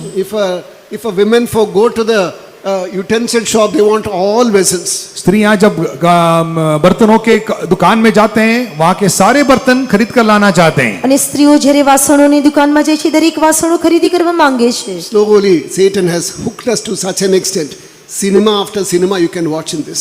और ऐसे धीरे धीरे से शैतान ने हमें ऐसे फंसा कर रखा है कि आप जितना चाहे एक ही मोबाइल के अंदर कितने सिनेमा देखना चाहते हो देख सकते हो. અને શેતાને આપણને એ પ્રમાણે ફસાવીને રાખેલા છે કે મોબાઈલમાં તમે ગમે તેટલા સિનેમા જોવા આગ્રહ કરતા હોય તમે તેને જોઈ શકો છો. No, God has called you to be a saint. नहीं, परमेश्वर ने आपको संत होकर रहने के लिए बुलाया है. ના, પ્રભુએ તમને સંત તરીકે રહેવા માટે બોલાવેલા છે. Let your eyes be pure, let it be right in the sight of God. आपके जो आंखें हैं वो निर्मल रहने दे, परमेश्वर के नजरिए में वो ठीक रहने दे। તમારી આંખો નિર્મળ રહેવા દો, ઈશ્વરની દ્રષ્ટિમાંથી યોગ્ય ગણાવવા દો। In English it is mentioned, if thine eyes is single, और अंग्रेजी में ऐसे लिखा है कि यदि आपकी आंख एक होकर रहता है तो, અને અંગ્રેજીમાં લખેલું છે કે જો તમારી આંખ એક હોય, your eyes must be focused only on Jesus and things which pertain to holiness and nothing else. और आपकी जो नजर है, आपकी आंखें जो है केवल यीशु मसीह पर और पवित्रता के बातों पर ही लगे रहे और कोई बात पर नजर ना जाए। તમારી આંખો ફક્ત ઈસુને તાકતી રહે, ફક્ત પવિત્રતાની તરફ દૃષ્ટિ કરતી રહે, બીજી કોઈ તરફ નજર ન માંડે। Second, what does eye denote? अगला, आंख क्या दिखाता है? બીજું, આંખ શું દર્શાવે છે? When we turn to the book of Philippians chapter 2 verse 15. फिलिपियों की पत्री दूसरे अध्याय के 15 वचन में जब हम आते हैं, ફિલિપીનો પત્ર બીજો અધ્યાય 15મી કલમ વાંચતી વેળાએ Even Jesus says, यीशु मसीह कहता है, પ્રભુ ઈસુ ખ્રિસ્ત કહે છે, I am the light of this world. मैं इस जगत का ज्योति हूँ। હું આ જગતનો અજવાળું છું। Looking at the disciples, he said, ye are the light of this world. चेलों को देखकर कहता है कि आप जगत के ज्योति हो। શિષ્યોને જોઈને કહે છે કે તમે જગતનું અજવાળું છો। Read that verse 2:15. दूसरे अध्याय 15 वचन पढ़िए। બીજો અધ્યાય 15મી કલમ વાંચીએ। Seeing that ye shine among the crooked and shine as lights among the crooked and perverse nation. आप एक टेढ़े और हटीले जाति के बीच में दीपकों के समान आप उजाला देते रहे। કુટિલ તથા આડી પ્રજાની મધ્યમાં જ્યોતિઓને જેવા જગતમાં દેખાવા જોઈએ। No need to preach, no need to speak, no need to boast about yourself. आप प्रचार करने की जरूरत नहीं, बोलने की जरूरत नहीं, अपने बारे में घमंड करने की जरूरत नहीं। તમારે સંદેશો આપવાની જરૂર નથી, તમારા વિશે કહેવાની જરૂર નથી, તમારા વિશે ઘમંડ કરવાની જરૂર નથી। There was a Christian conference in UK. UK में एक मसीही कॉन्फ्रेंस चल रहा था। યુકેમાં એક ખ્રિસ્તી કોન્ફરન્સ ચાલી રહી હતી। From different parts of the world, people had come to mention about the ways of the propagating of the gospel. दुनिया के कोने कोने में से लोग आकर वे लोग अपने अपने देशों में, अपने अपनी जगहों में किस प्रकार मसीहत को प्रचार कर रहे हैं उस विषय में बात कर रहे थे। અને અલગ અલગ દેશોમાંથી લોકો આવીને ખ્રિસ્ત વિશે કેવી રીતે તેઓ સંદેશો આપી રહ્યા છે તેના વિશે જણાવતા હતા। Some spoke about distribution of tracts. कईयों ने हम ट्रैक्ट बांटते हैं उसके बारे में कहे। ઘણા લોકોએ કહ્યું કે અમે પત્રિકા અથવા ટ્રેક્ટ વહેંચીએ છીએ તેના વિશે કહ્યું। Some said that we pray, fast and so on. कईयों ने कहा कि हम प्रार्थना करते, उपवास भी लेते हैं। અને ઘણાએ કહ્યું કે અમે ઉપવાસ લઈને પ્રાર્થના કરીએ છીએ। One young girl from Africa stood up. Africa देश में से एक जवान लड़की खड़ी हुई। આફ્રિકા દેશમાંની એક જુવાન છોકરી ઊભી She થઈ। said, when we like to evangelize a particular village, उन्होंने, उस लड़की ने कहा कि एक गांव में जाकर हम प्रचार करने या सुसमाचार सुनाने जाते समय એક ગામમાં જઈને સંદેશો સંભળાવતી વેળાએ we don't do anything. हम कुछ भी नहीं करते, અમે કંઈ પણ કરતા We નથી। just put a Christian family in that village. हम जाकर एक मसीही परिवार को वहां पर लगा देते हैं। અને અમે તે ગામમાં એક ખ્રિસ્તી કુટુંબને છોડી દઈએ છીએ। Their lives speak better than words. उनका जीवन कई कामों से अधिक बात करता है। અને તેઓનું જીવન તે કામો અથવા શબ્દો કરતા વધારે કાર્ય કરે છે। Let your light shine before men that they may glorify the Lord who is in heaven. स्वर्ग में रहने वाले पिता परमेश्वर को महिमा करने लायक तुम्हारा ज्योति मनुष्य के सामने प्रकाशमान होने दे। આકાશમાં રહેનાર દેવના બાપને મહિમા મળે તે પ્રમાણે તમારું જીવન માણસોની મધ્યમાં દેખાવું જોઈએ। Does your neighbor give a good testimony about you? You are really a light. आपका पड़ोसी आपके बारे में आप एक ज्योति है करके एक अच्छा गवाही बोल पाएंगे क्या? તમારો પડોશમાં રહેનાર વ્યક્તિ તમે એક સારા ખ્રિસ્તી વ્યક્તિ છો તે વિશે તમારી સાક્ષી આપી શકશે કે કેમ? Your classmates, your colleagues, do they give a good testimony about you? आपके क्लास के बच्चे या आपके साथ काम करने वाले लोग आपके बारे में अच्छा गवाही देंगे क्या? તમારા ક્લાસ સહપાઠીઓ અથવા તો તમારા સંગે કામ કરનારા લોકો તમારા વિશે એક સારી સાક્ષી આપી શકે કે કેમ? That is how you are light of this world. ऐसे ही आप इस जगत को ज्योति बन सकते हो। એ પ્રમાણે તમે જગતના અજવાળા રૂપ બની શકો। Along with that, there is something called spiritual gifts and then ministries in the church. उसके अलावा कलीसिया में कई आत्मिक वरदान और कई सेवकाइयां हैं। અથવા તો તે સિવાય મંડળીમાં આત્મિક કૃપાદાનો તથા આત્મિક સેવાઓ છે। Now it is a sad thing that gifts, spiritual gifts are not operating at all. और ये seldom operate. अभी ये दुख की बात यह है कि आत्मिक वरदान जो है वो कई जरूरत के अनुसार नहीं लेकिन बहुत ही काम में आता है या प्रज्वलित किए जाते हैं। આત્મિક કૃપાદારો મંડળીમાં જરા પણ કાર્ય ન કરે તે વ્યવસ્થામાં દેખાય છે. One day, a senior believer was complaining about the Bangalore ministry. एक बार एक पुराना विश्वासी था जो आकर बेंगलुरु सेवकाई के बारे में कंप्लेन या शिकायत कर रहा था। એક સમયે વરિષ્ઠ વિશ્વાસી બેંગ્લોરની સેવા વિશે તેઓ ફરિયાદ કરી રહ્યા હતા. Pastor, do you know in our assembly there is no prophecy at all? Pastor जी, हमारे कलीसिया में भविष्यवाणी होती ही नहीं है, ये आपको मालूम है क्या? પાસ્ટરજી, અમારી મંડળીમાં કોઈ ભવિષ્યવાણી થતી નથી, શું તમે જાણો છો? Everything must change. Everything must change.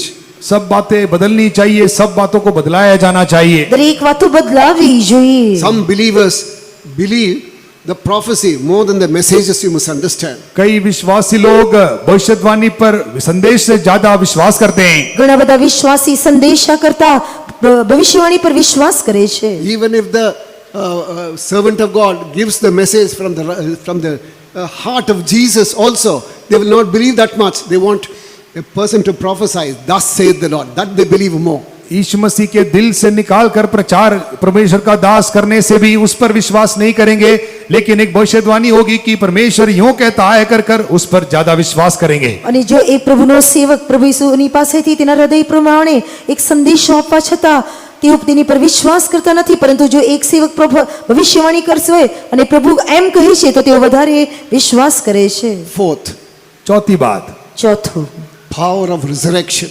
पुनरुत्थान की सामर्थ। પુનરુત્થાનનું સામર્થ. When we turn to the book of Acts chapter 9 verses 27 to 29. प्रेरितों के काम 9वें अध्याय के 27 से 37 to 39. 37वें वचन से 39वें वचन तक जब हम पढ़ते हैं, પ્રેરિતોના કૃત્યો 9મો અધ્યાય 38મી કલમથી 39મી કલમ સુધી વાંચતી વેળાએ There we see the power of resurrection. यहाँ हम पुनरुत्थान की सामर्थ को देखते हैं। અહીં આપણે પુનરુત્થાનના સામર્થ્યને જોઈ શકીએ. તે સમયે તે માદી પડીને ગુજરી ગઈ અને તેઓએ તેને નવડાવીને મેડી પર સુવડાવી. હવે લોદ યાફા પાસે હતું, તેથી પીતર ત્યાં છે એવું સાંભળીને શિષ્યોએ બે માણસને તેની પાસે મોકલીને એવી આજીજી કરી કે અમારી પાસે આવવાને તું ઢીલ કરીશ નહીં. ત્યારે પીતર ઉઠીને તેઓની સાથે ગયો અને તે આવી પહોંચ્યો એટલે તેઓ તેને મેડી પર લઈ ગયા. સગડી વિધવાઓ તેની પાસે ઊભી રહીને રુદન કરતી હતી અને દોર્કોસ તેઓની સાથે હતી. ત્યારે તેણે જે અગરખા તથા લુગડા બનાવ્યા હતા તે તેઓ તેને દેખાડતી હતી. Praise be to God. प्रभु के नाम की स्तुति हो। ઈશ્વરના નામની મહિમા થાવ. Here we see a lady, she is dead. यहाँ पर एक औरत जो मर चुकी है उसके बारे में हम यहाँ देखते हैं। અહીં આપણે એક મરણ પામેલી સ્ત્રી વિશે જોઈ શકીએ. We are reading from the book of Acts chapter 7, Acts chapter 9 verses 37 to 39. हम प्रेरितों के काम 9वें अध्याय के 37वें वचन से 39वें वचन तक पढ़ रहे हैं। અહીં આપણે પ્રેરિતોના કૃત્યો 9મો અધ્યાય 37મી કલમથી 39મી કલમ સુધી વાંચી રહ્યા છીએ. All stopped, no pulse. They wash her body and then put her in the upper room. उन्होंने सारे काम बंद कर उनको उसके मुर्दे शरीर को धोकर उन्होंने अटारी में लाकर रख दिया। અને તે મરણ પામવાને કારણે તેના દરેક કામોને કરીને તેણે ઉપરની મેડીમાં લઈ જઈને મૂકી. Now Peter goes there. वहां पतरस जाता है, અને પીતર ત્યાં ગયો. In the name of Jesus, यीशु मसीह के नाम में પ્રભુ ઈસુ ખ્રિસ્તના નામમાં get up.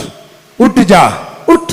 So in the upper room there is power of resurrection. इसीलिए अटारी में वह पुनरुत्थान की सामर्थ उतर कर आई। અને ઉપરની મેડીમાં પુનરુત્થાનનું પરાક્રમ કાર્ય થયું. Jesus says, I am the resurrection and the life. यीशु मसीह कहता है कि मैं ही पुनरुत्थान और जीवन हूँ। પ્રભુ ઈસુ ખ્રિસ્ત કહે છે કે પુનરુત્થાન તથા જીવન હું It has છું. got a spiritual meaning, it has got a physical meaning also. उसके लिए एक आत्मिक अर्थ साथ ही साथ एक भौतिक अर्थ भी है। અને તેની સાથે આત્મિક અર્થ અને સાથે ભૌતિક અર્થ પણ છે. In one of our faith homes, हमारे एक फेतों में અમારા એક વિશ્વાસ ભવનમાં a lady died leaving behind few small children.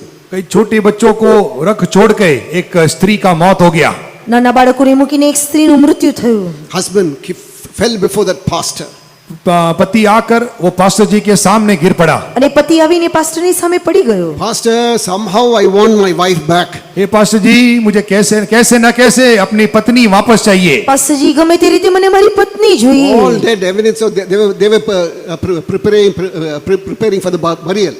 वो तो मौत या उसका मौत घोषित किया गया, वे उसके दफन की क्रियाओं का शुरुआत कर रहे थे। અને તેઓને મોત જાહેર કરવામાં આવ્યું અને દફનની માટે તૈયારી કરી રહ્યા હતા. Without, I've got small children. Who will take care of these children? वो पति आकर कहने लगा, मेरे लिए छोटे बच्चे हैं, इनका ध्यान कौन रख पाएगा। પતિ આવીને કહે છે કે મારી માટે નાના બાળકો પછી કોણ તેની સંભાળ રાખશે? Pastor prayed. पास्टर जी ने प्रार्थना किया, પાસ્ટરજીએ પ્રાર્થના કરી. Immediately she opened her eyes. तुरंत उस स्त्री ने आंख खोल दी। તરત જ તે સ્ત્રીએ પોતાની આંખોને ઉઘાડી. We don't advertise these things outside. इन बातों का प्रचलन हम बाहर नहीं करते हैं। અને અમે આ વાતોને બહાર જાહેર કરતા I નથી. can mention about so many things, also few examples like that. ऐसे कई उदाहरण बोलने के लिए हैं। આવા ઘણા બધા ઉદાહરણો કહેવા માટે છે.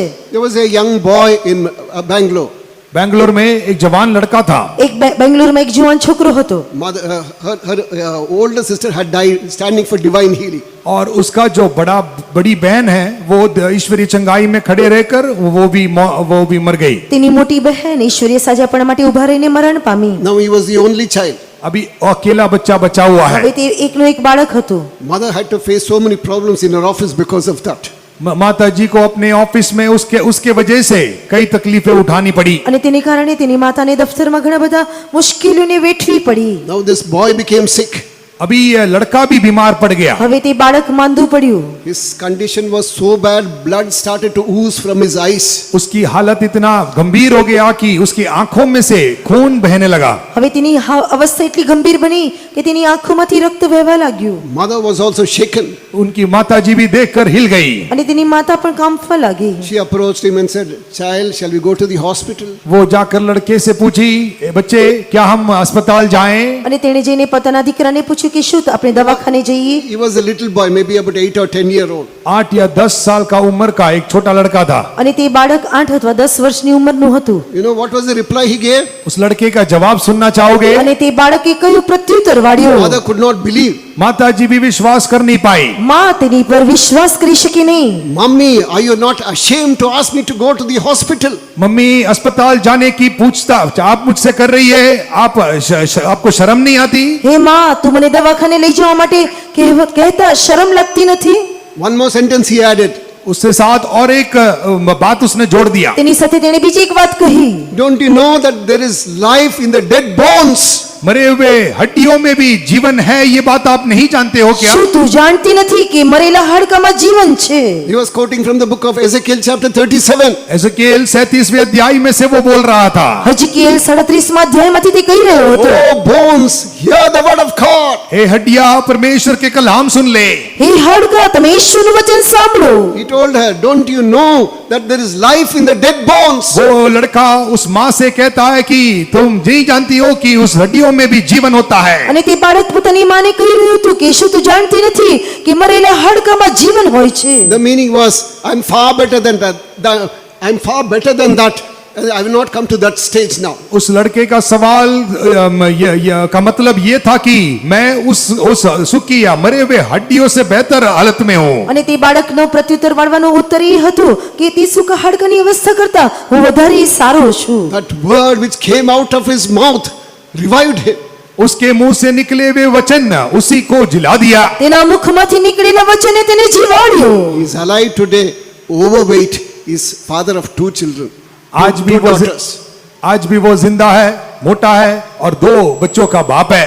આજે પણ તે જીવતો છે, 2 બાળકોનો પિતા છે. The power of resurrection is working even today. आज भी पुनरुत्थान की सामर्थ ताकत काम करती है। આજે પણ પુનરુત્થાનનું સામર્થ્ય તે કાર્ય કરી શકે છે. One more thing, one more instance we see in the book of 2 Kings chapter 4 verses 10. दूसरे राजाओं की किताब 4 अध्याय के 10वें वचन में और एक घटना को देखते हैं। બીજો રાજા 4 અધ્યાય તેની 10મી કલમમાં બીજા એક બનાવને જોઈ We શકીએ. see about a person called Elisha. Elisha नामक व्यक्ति के बारे में हम देखते हैं। એલીશા નામના વ્યક્તિ વિશે જોઈ શકીએ. There was a room for him in the upper chamber. उसके लिए अटारी में उन्होंने एक कमरा तैयार किया। અને તેઓએ ઉપર એક નાની ઓરડી તૈયાર કરી.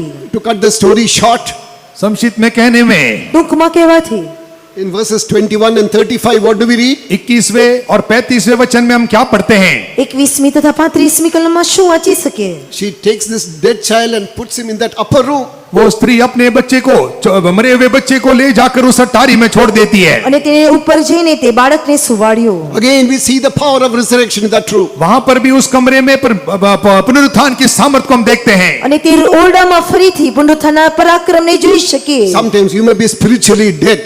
शायद अब आत्मिक तौर से मरे हुए होंगे। કદાચ આપણે આત્મિક રીતે મરણ પામેલા હોઈ શકીએ Sometimes you may be sick, you are about to die. Doctors would have written you off. हो सकता है कि आप बीमार हैं, मरने पर है, मरने के तट पर आ गए हैं, डॉक्टरों ने आपका हाथ छोड़ दिया है। કદાચ તમે મરણની બાંદગીની અવસ્થામાં હોઈ શકો, મરણની શૈયા પર પહોંચી ના હોઈ શકો, ડોક્ટરોએ તમારો હાથ છોડી દીધો હશે। Doctors would have given you only 1 month time or 6 months time. डॉक्टरों ने, वैद्यों ने आपको केवल 1 महीना या 6 महीना जीने के लिए दिया होगा। કદાચ ડોક્ટરોએ તમારી માટે 1 મહિનો અથવા 6 મહિના જીવવા માટે રાખ્યા હોઈ It may શકે। be for you, it may be for someone else in your family or someone else, some friends. आपके लिए नहीं, शायद हो सकता है आपके परिवार में कई किसी के लिए हो या आपके दोस्तों में से किसी के लिए ऐसा हो सकता है। કદાચ તમારા માટે ન હોય તો તમારા કુટુંબમાં કોઈ સભ્યોની માટે અથવા તમારા સગાવાલા માટે હોઈ શકે। There is something called power of resurrection. पुनरुत्थान की सामर्थ कहलाने वाली एक बात है। પુનરુત્થાનનું સામર્થ કહેનારી એક વાત છે। Believe in the doctrine of divine healing. ईश्वरीय चंगाई के उपदेश पर विश्वास कीजिए। ઈશ્વરીય સાજાપણાના ઉપદેશ પર વિશ્વાસ કરીએ। How long will you be dependent on medicine and the injections and scanning and other things? दवाइयों पर, इंजेक्शनों पर और स्कैनिंग करते हुए कितने दिन तक आप घूमते फिरते रहोगे? દવાઓ પર, ઇન્જેક્શનો પર, સ્કેનિંગ કરતા કેટલા દિવસ સુધી ફરતા રહેશો? As you heard in the message yesterday, कल आपने जैसे संदेश में सुना, ગઈકાલે જે પ્રમાણે તમે સંદેશો સાંભળ્યો, you are not going to die one day before that. एक दिन, आपके नियुक्त दिन से एक दिन भी पहले आपका मृत्यु नहीं होगा। તમારા માટે ઠરાવેલા દિવસથી પહેલા તમે મરણ નહીં પામો। It's only Satan trying to scare you. शैतान आपको डराना चाहता है। શૈતાન તમને ગભરાવવા માંગે છે। What is mentioned in the book of Job chapter 14 verse 5? अय्यूब की किताब 14वें अध्याय के 5वें वचन में क्या लिखा हुआ है? અય્યુબનું પુસ્તક 14મો અધ્યાય 5મી કલમમાં શું લખેલું છે? Seeing that his days are determined, और उसके दिन गिनित है कर जानकर, તેના આયુષ્યની મર્યાદા ઠરાવેલી છે your lifespan is in his book. उसके, आपकी आयु उसकी किताब में लिखी है। અને તેની તમારી આયુષ્ય તેની ગણતરીમાં He છે। has put a bond that he may not cross it. उसने एक सीमा रखा है ताकि उसका पार कोई ना करे। તેણે એક મર્યાદા રાખી, કોઈ તેને ઓળંગી ન શકે। When the Lord has put a bond, which doctor can extend it? परमेश्वर ने एक सीमा रखा है तो कौन सा डॉक्टर उसको पार कर पाएगा? અને દેવે એક મર્યાદા ઠરાવી, કયો ડોક્ટર તેને પાર કરી શકશે? You would have heard about the story of Reverend Moody. Reverend Moody के बारे में आपने कहानी सुनी होगी। રેવરન્ડ મૂડી વિશે તમે સાંભળ્યું હોઈ શકે। He became sick. वो बीमार हो गया। તે માંદો પડ્યો। Then doctor said, you are a fool, you are killing yourself, you stop working. Doctor ने कहा कि आप एक मूर्ख हैं, आप काम करना बंद कर दें, अपने आप को मार रहे हो। અને ડોક્ટરે કહ્યું કે તું મૂર્ખ છે, તું પોતાને મારી રહ્યો છે, તારા કામને બંધ કર। To cut the story short, you know what happened? संक्षिप्त में कहूँ तो क्या हुआ, आप जानना चाहोगे? અને તે વાર્તાને ટૂંકમાં કહેવાથી શું થયું? That doctor who gave this verdict died the same day.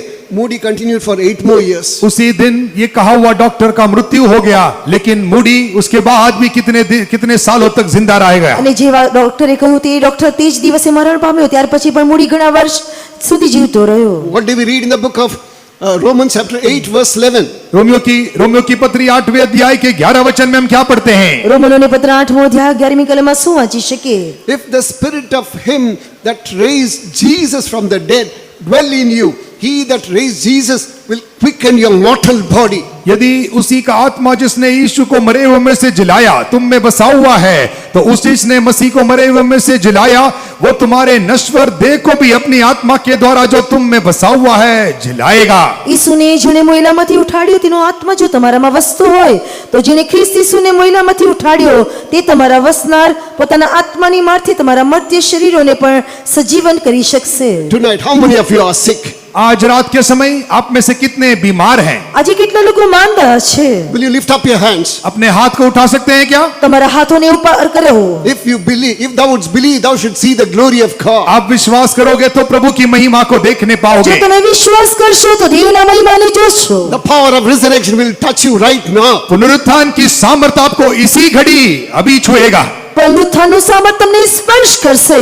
Is there anything too hard for me? He says. वो कहता है कि वो पूछता है मेरे लिए क्या कुछ कठिन અને है? તે પૂછે છે કે શું મારા માટે કઈ અશક્ય છે? I have created your body for my glory. मेरे महिमा के निमित्त मैंने तेरे शरीर को सृजा है। અને મારી મહિમાની ખાતરે તારા દેહની રચના કરી। Today, if you believe this truth, ये सच्चाई पर यदि आप आज विश्वास करोगे, અને જો તું આજે આ સત્ય પર વિશ્વાસ કરશે, today you'll throw all medicines out of your cabinet. आप अपने कबाड़ में से, अपने कमोड में से सारे दवाइयों को आज ही फेंक दे। અને તારા ઓરડામાંથી જો દરેક દવાઓને ફેંકી દેશો। What does the psalmist say? भजन लिखने वाला क्या कहता है? ગીત શાસ્ત્રનો રચનાર શું કહે છે? I shall not die, I shall live and declare the works of the Lord. मैं ना मरूंगा बल्कि जीऊंगा और प्रभु की कामों को मैं घोषित करूंगा। અને હું પોતે મરણ પામીશ નહીં, પરંતુ દેવના કામોનું વર્ણન કરતો How many રહીશ। of you believe that verse? Shout hallelujah. जितने लोग उस वचन पर विश्वास करते हैं, हालेलुया पुकारे। જેટલા લોકો તે વચન પર વિશ્વાસ કરે છે, હાલેલુયા કહે। All those who believe in the power of resurrection, shout hallelujah once more. जो पुनरुत्थान के सामर्थ पर विश्वास करते हैं, वे लोग अपने हाथ उठाकर हालेलुया और एक बार જે કોઈ पुकारे। પુનરુત્થાનના સામર્થ પર વિશ્વાસ કરે છે, હાથને ઉપર કરીને હાલેલુયા કહે। आत्मा से आजादी है, आत्मा से आजादी है, आत्मा से, आत्मा से, आत्मा से आजादी है, आत्मा से आजादी है, आत्मा से आजादी है, आत्मा से, आत्मा से, आत्मा से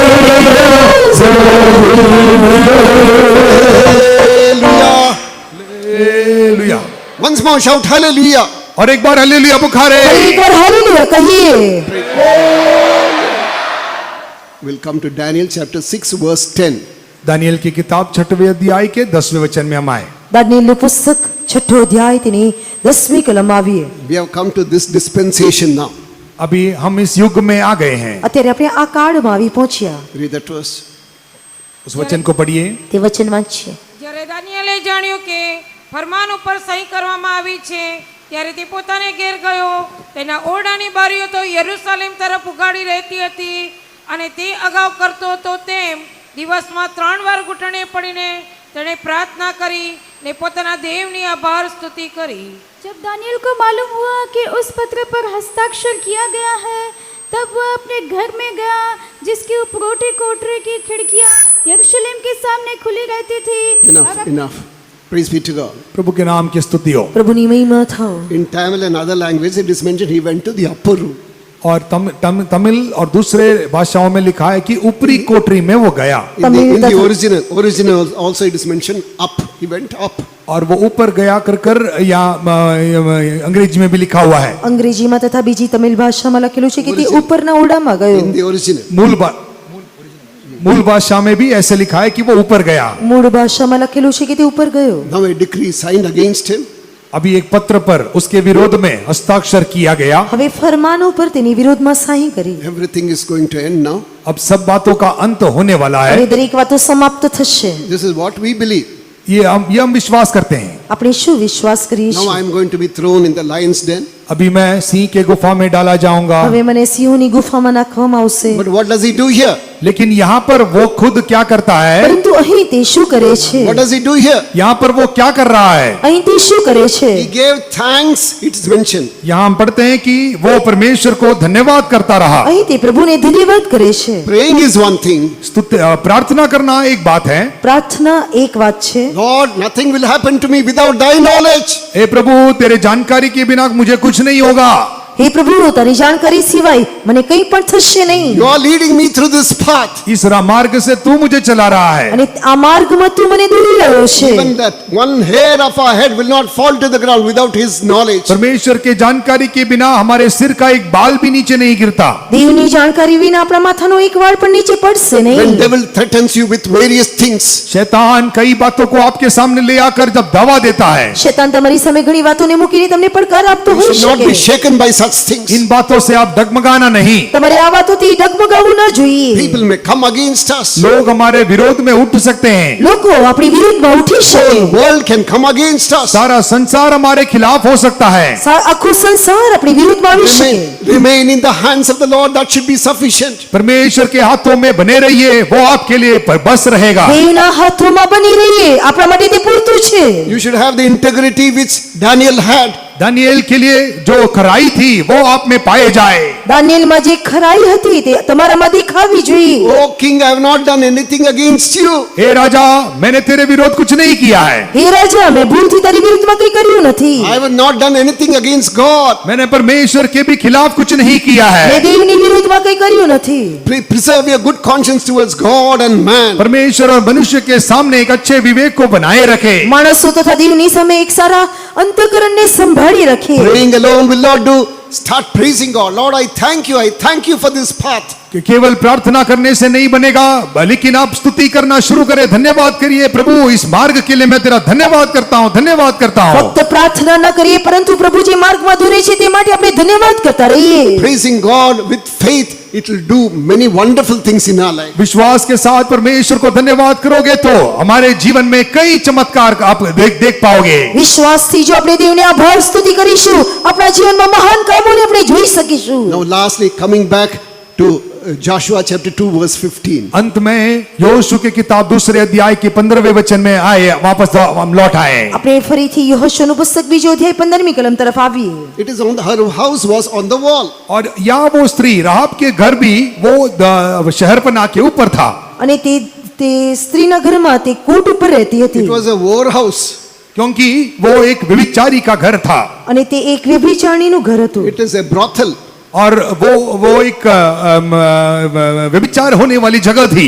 અને ત્યાં વ્યભિચાર કરવામાં આવતો Now, હતો। two messengers are coming there. वहां पर दो लोग आ रहे हैं અને ત્યાં બે જાસૂસો આવ્યા They are giving her some instructions. और उनको कुछ आदेश देते हैं। અને તેઓને કંઈક બાતમી કાઢવા માટે What કહે is that છે। instruction? वो आदेश क्या है? અને તે સલાહ કઈ The હતી। scarlet thread must be tied there to the window.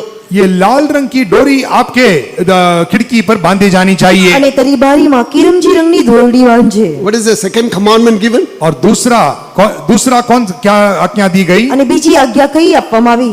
All your household people must be inside. आपके घराने के सारे लोग उसी कमरे में रहे। અને તારા ઘરના દરેક લોકો તે ઘરમાં ભેગા રહે। You should be under the blood of Jesus. आप यीशु के लहू के नीचे होने चाहिए। અને તમારે ઈસુના રક્તની નીચે દેખાવા જોઈએ। Now her house is no longer a war house. अभी आज से उसका घर जो है वो एक व्यभिचारी का घर नहीं है। હવેથી તે ઘર વ્યભિચારીનું ઘર નથી। Now everything has changed now. सब कुछ अब बदल चुका है। દરેક વાતો બદલાઈ ચૂકી। What is the instruction there? वहां पर क्या आदेश दिया गया? અને ત્યાં કયો સંદેશ You are આપવામાં આવ્યો? not going to stick your neck outside. कोई भी अपना गर्दन बाहर नहीं डालेगा। અને કોઈ પણ તમારા ગળાને બહાર ન કાઢે। Let anything happen. कुछ भी होने दे। ગમે તે થાય। Her house is a type for our fellowship, for our ministry and for the church of God. उसका घर जो है वो हमारा कलीसिया या हमारे सेवकाई के लिए एक दर्शाने वाली बात है। અને તે ઘર કેવાથી તે આપણી સેવકાઈ અથવા આપણી મંડળીને દર્શાવે છે। There was a miracle there. Do you know that? वहां पर एक चमत्कार हुआ, क्या आप जानते हैं? શું તમે જાણો છો કે ત્યાં એક ચમત્કાર થયો? When all the walls of Jericho fell flat, you must understand, the place where her house was situated, it remained intact.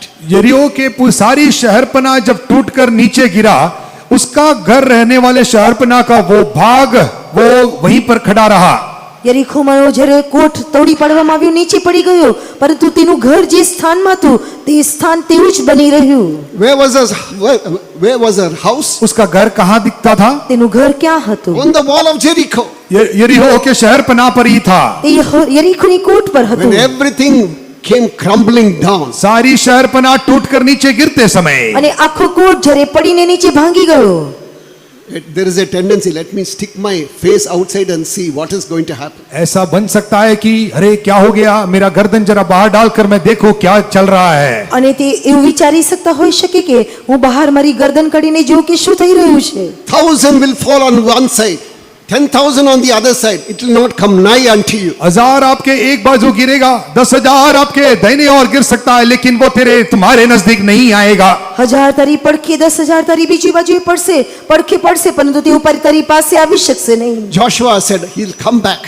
यहोशू ने कहा कि वापस लौट आओ। યહોશુઆએ કહ્યું કે પાછા આવો। He said, he'll preserve my family. वो मेरे परिवार को संभाले रखेगा। અને તે મારા કુટુંબને સંભાળશે। Now there is singing, there is hope in that family. अभी उस घर में एक आशा है, वहां पर गीत गाए जा रहे हैं। અને ત્યાં ઘરમાં એક આશા હતી, તેઓ ગીત ગાઈ રહ્યા હતા। Do you know the meaning of Joshua and the name of Jesus is one and the same Savior? और यहोशू का नाम का मतलब और यीशु का नाम का मतलब एक ही है। दोनों का नाम का मतलब है उद्धारकर्ता। યહોશુઆના નામનો અર્થ તથા ઈસુના નામનો અર્થ બંનેનો અર્થ તારવું એ છે. For trifle reasons, so many are leaving the church and going away. छोटी छोटी कारणों से अनेक लोग कलीसिया छोड़कर चले जाते हैं। નાના નાના કારણોસર ઘણા બધા લોકો મંડળીને છોડીને ચાલ્યા જાય છે. Let there be an earthquake outside, remain in your house. आपके बाहर चाहे बुरी डोल होने दे, आप अपने घर में बने रहे। બહાર ભલે ધરતીકંપ થાય, તમે તમારા ઘરમાં સ્થાયી રહો. Remain in that place where the Lord has planted you. परमेश्वर ने आपको लगाए हुए उसी स्थान में आप दिखाई दे। ઈશ્વરે તમને જે સ્થાનમાં રોપ્યા છે ત્યાં તમે બની રહો. Now what is Rahab's theme? अभी राहाब का बात क्या है? રાહાબ વિશે કહેવાથી, Oh Joshua, when will thou come? हे यहोशू, कब तू आएगा? હે યહોશુઆ, તું ક્યારે આવશે? There is the house which was a brothel, now it is filled with hope. अभी उसका घर व्यभिचार का घर था, लेकिन अब वो आशा भरी घर बन चुकी है। તેનું ઘર કહેવાથી તે વ્યભિચારનું ઘર હતું, અત્યારે તે આશાથી ભરપૂર છે. There is hope there in that house. उस घर में अब आशा जगी है। હવે તે ઘરમાં એક આશા ઉદ્ભવી. The trumpet shall sound and we shall be transformed. तुरही फूकी जाएगी और हम सब बदल जाएंगे। રણસિંગનું વગાડવામાં આવશે, આપણે સર્વ બદલાઈ જઈશું. From far she is able to hear the voice of the trumpet sounded by the priests. दूर दूर से ही याजकों ने फूकी हुई तुरही की आवाज वो सुन पाती है। યાજકોએ ફૂંકેલા રણસિંગડાને તે દૂરથી સાંભળી રહી હતી. Time of my redemption is come. हमारे छुटकारे का दिन ना पहुंचा है। આપણી મુક્તિનો દિવસ આવી પહોંચ્યો છે. Oh Rahab, you will not be touched. ए राहाब, तुम्हें कोई नहीं छुएगा। હે રાહાબ, તને કોઈ સ્પર્શશે નહીં. Provided that scarlet thread is there. उस लाल रंग की रस्सी वहां लटका होना चाहिए। કિરમજી રંગની ધૂળી ત્યાં લગાવેલી હોવી જોઈએ. You all should remain inside. You're not supposed to go outside. आप सभी लोग अंदर ही रहने चाहिए, आप बाहर नहीं जाना है। તમે સર્વ અંદર રૂમમાં રહેવા જોઈએ, કોઈ બહાર ન નીકળે. Shall we all stand up? Stand up. आइए हम खड़े हो जाएं। આવો સર્વ ઊભા થઈ. Let our hearts be filled with hope. हमारे दिल सारे आशा से भर जाने दे। આપણા હૃદયો આશાથી ભરપૂર થવા દઈએ. God of hope is in our midst. आशा की प्रभु हमारे बीच में आज उपस्थिति दे रहा है। આશાનો પ્રભુ આપણી મધ્યમાં છે. Our good Joshua has promised he will come. एक भला यहोशू ने आएगा करके वायदा देकर गया અને है। એક યહોશુઆ આવશે તેવું વચન તેણે આપ્યું છે. I will come back again. I will preserve you. मैं वापस आऊंगा, तुम्हें संभाले रखूंगा। હું પાછો આવીશ, તને સંભાળી રાખીશ. Shall we all close our eyes? आइए हमारे आंखों को हम बंद करें। આપણી આંખોને આપણે બંધ કરીએ. Close your eyes. Close your eyes. सभी लोग आंखें बंद कर આપણી लें। આંખોને બંધ કરીએ. Let an anointing come upon us. हमारे ऊपर एक अभिषेक आकर उतर नहीं पाए। આપણી ઉપર એક અભિષેક ઉતરવા દઈએ.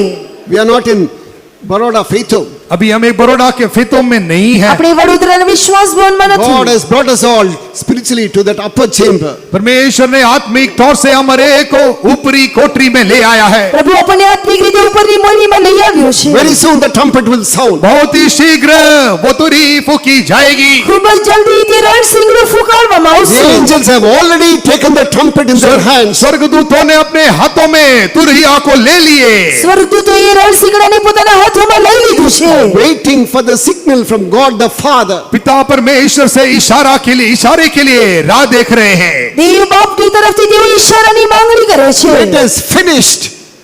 ये खत्म हो चुका है, તે સમાપ્ત થયું. It is finished. खत्म हो चुकी है। સમાપ્ત થયું. I prepared my bride. मैं अपने दुल्हन को तैयार कर रहा हूँ। હું મારી સારું કન્યાને તૈયાર કરી રહ્યો છું. I'm just waiting for her. Waiting for her. मैं उसके लिए राह देख रहा हूँ, उसके लिए बाट जोता हूँ। હું તેની રાહ જોઈ રહ્યો છું.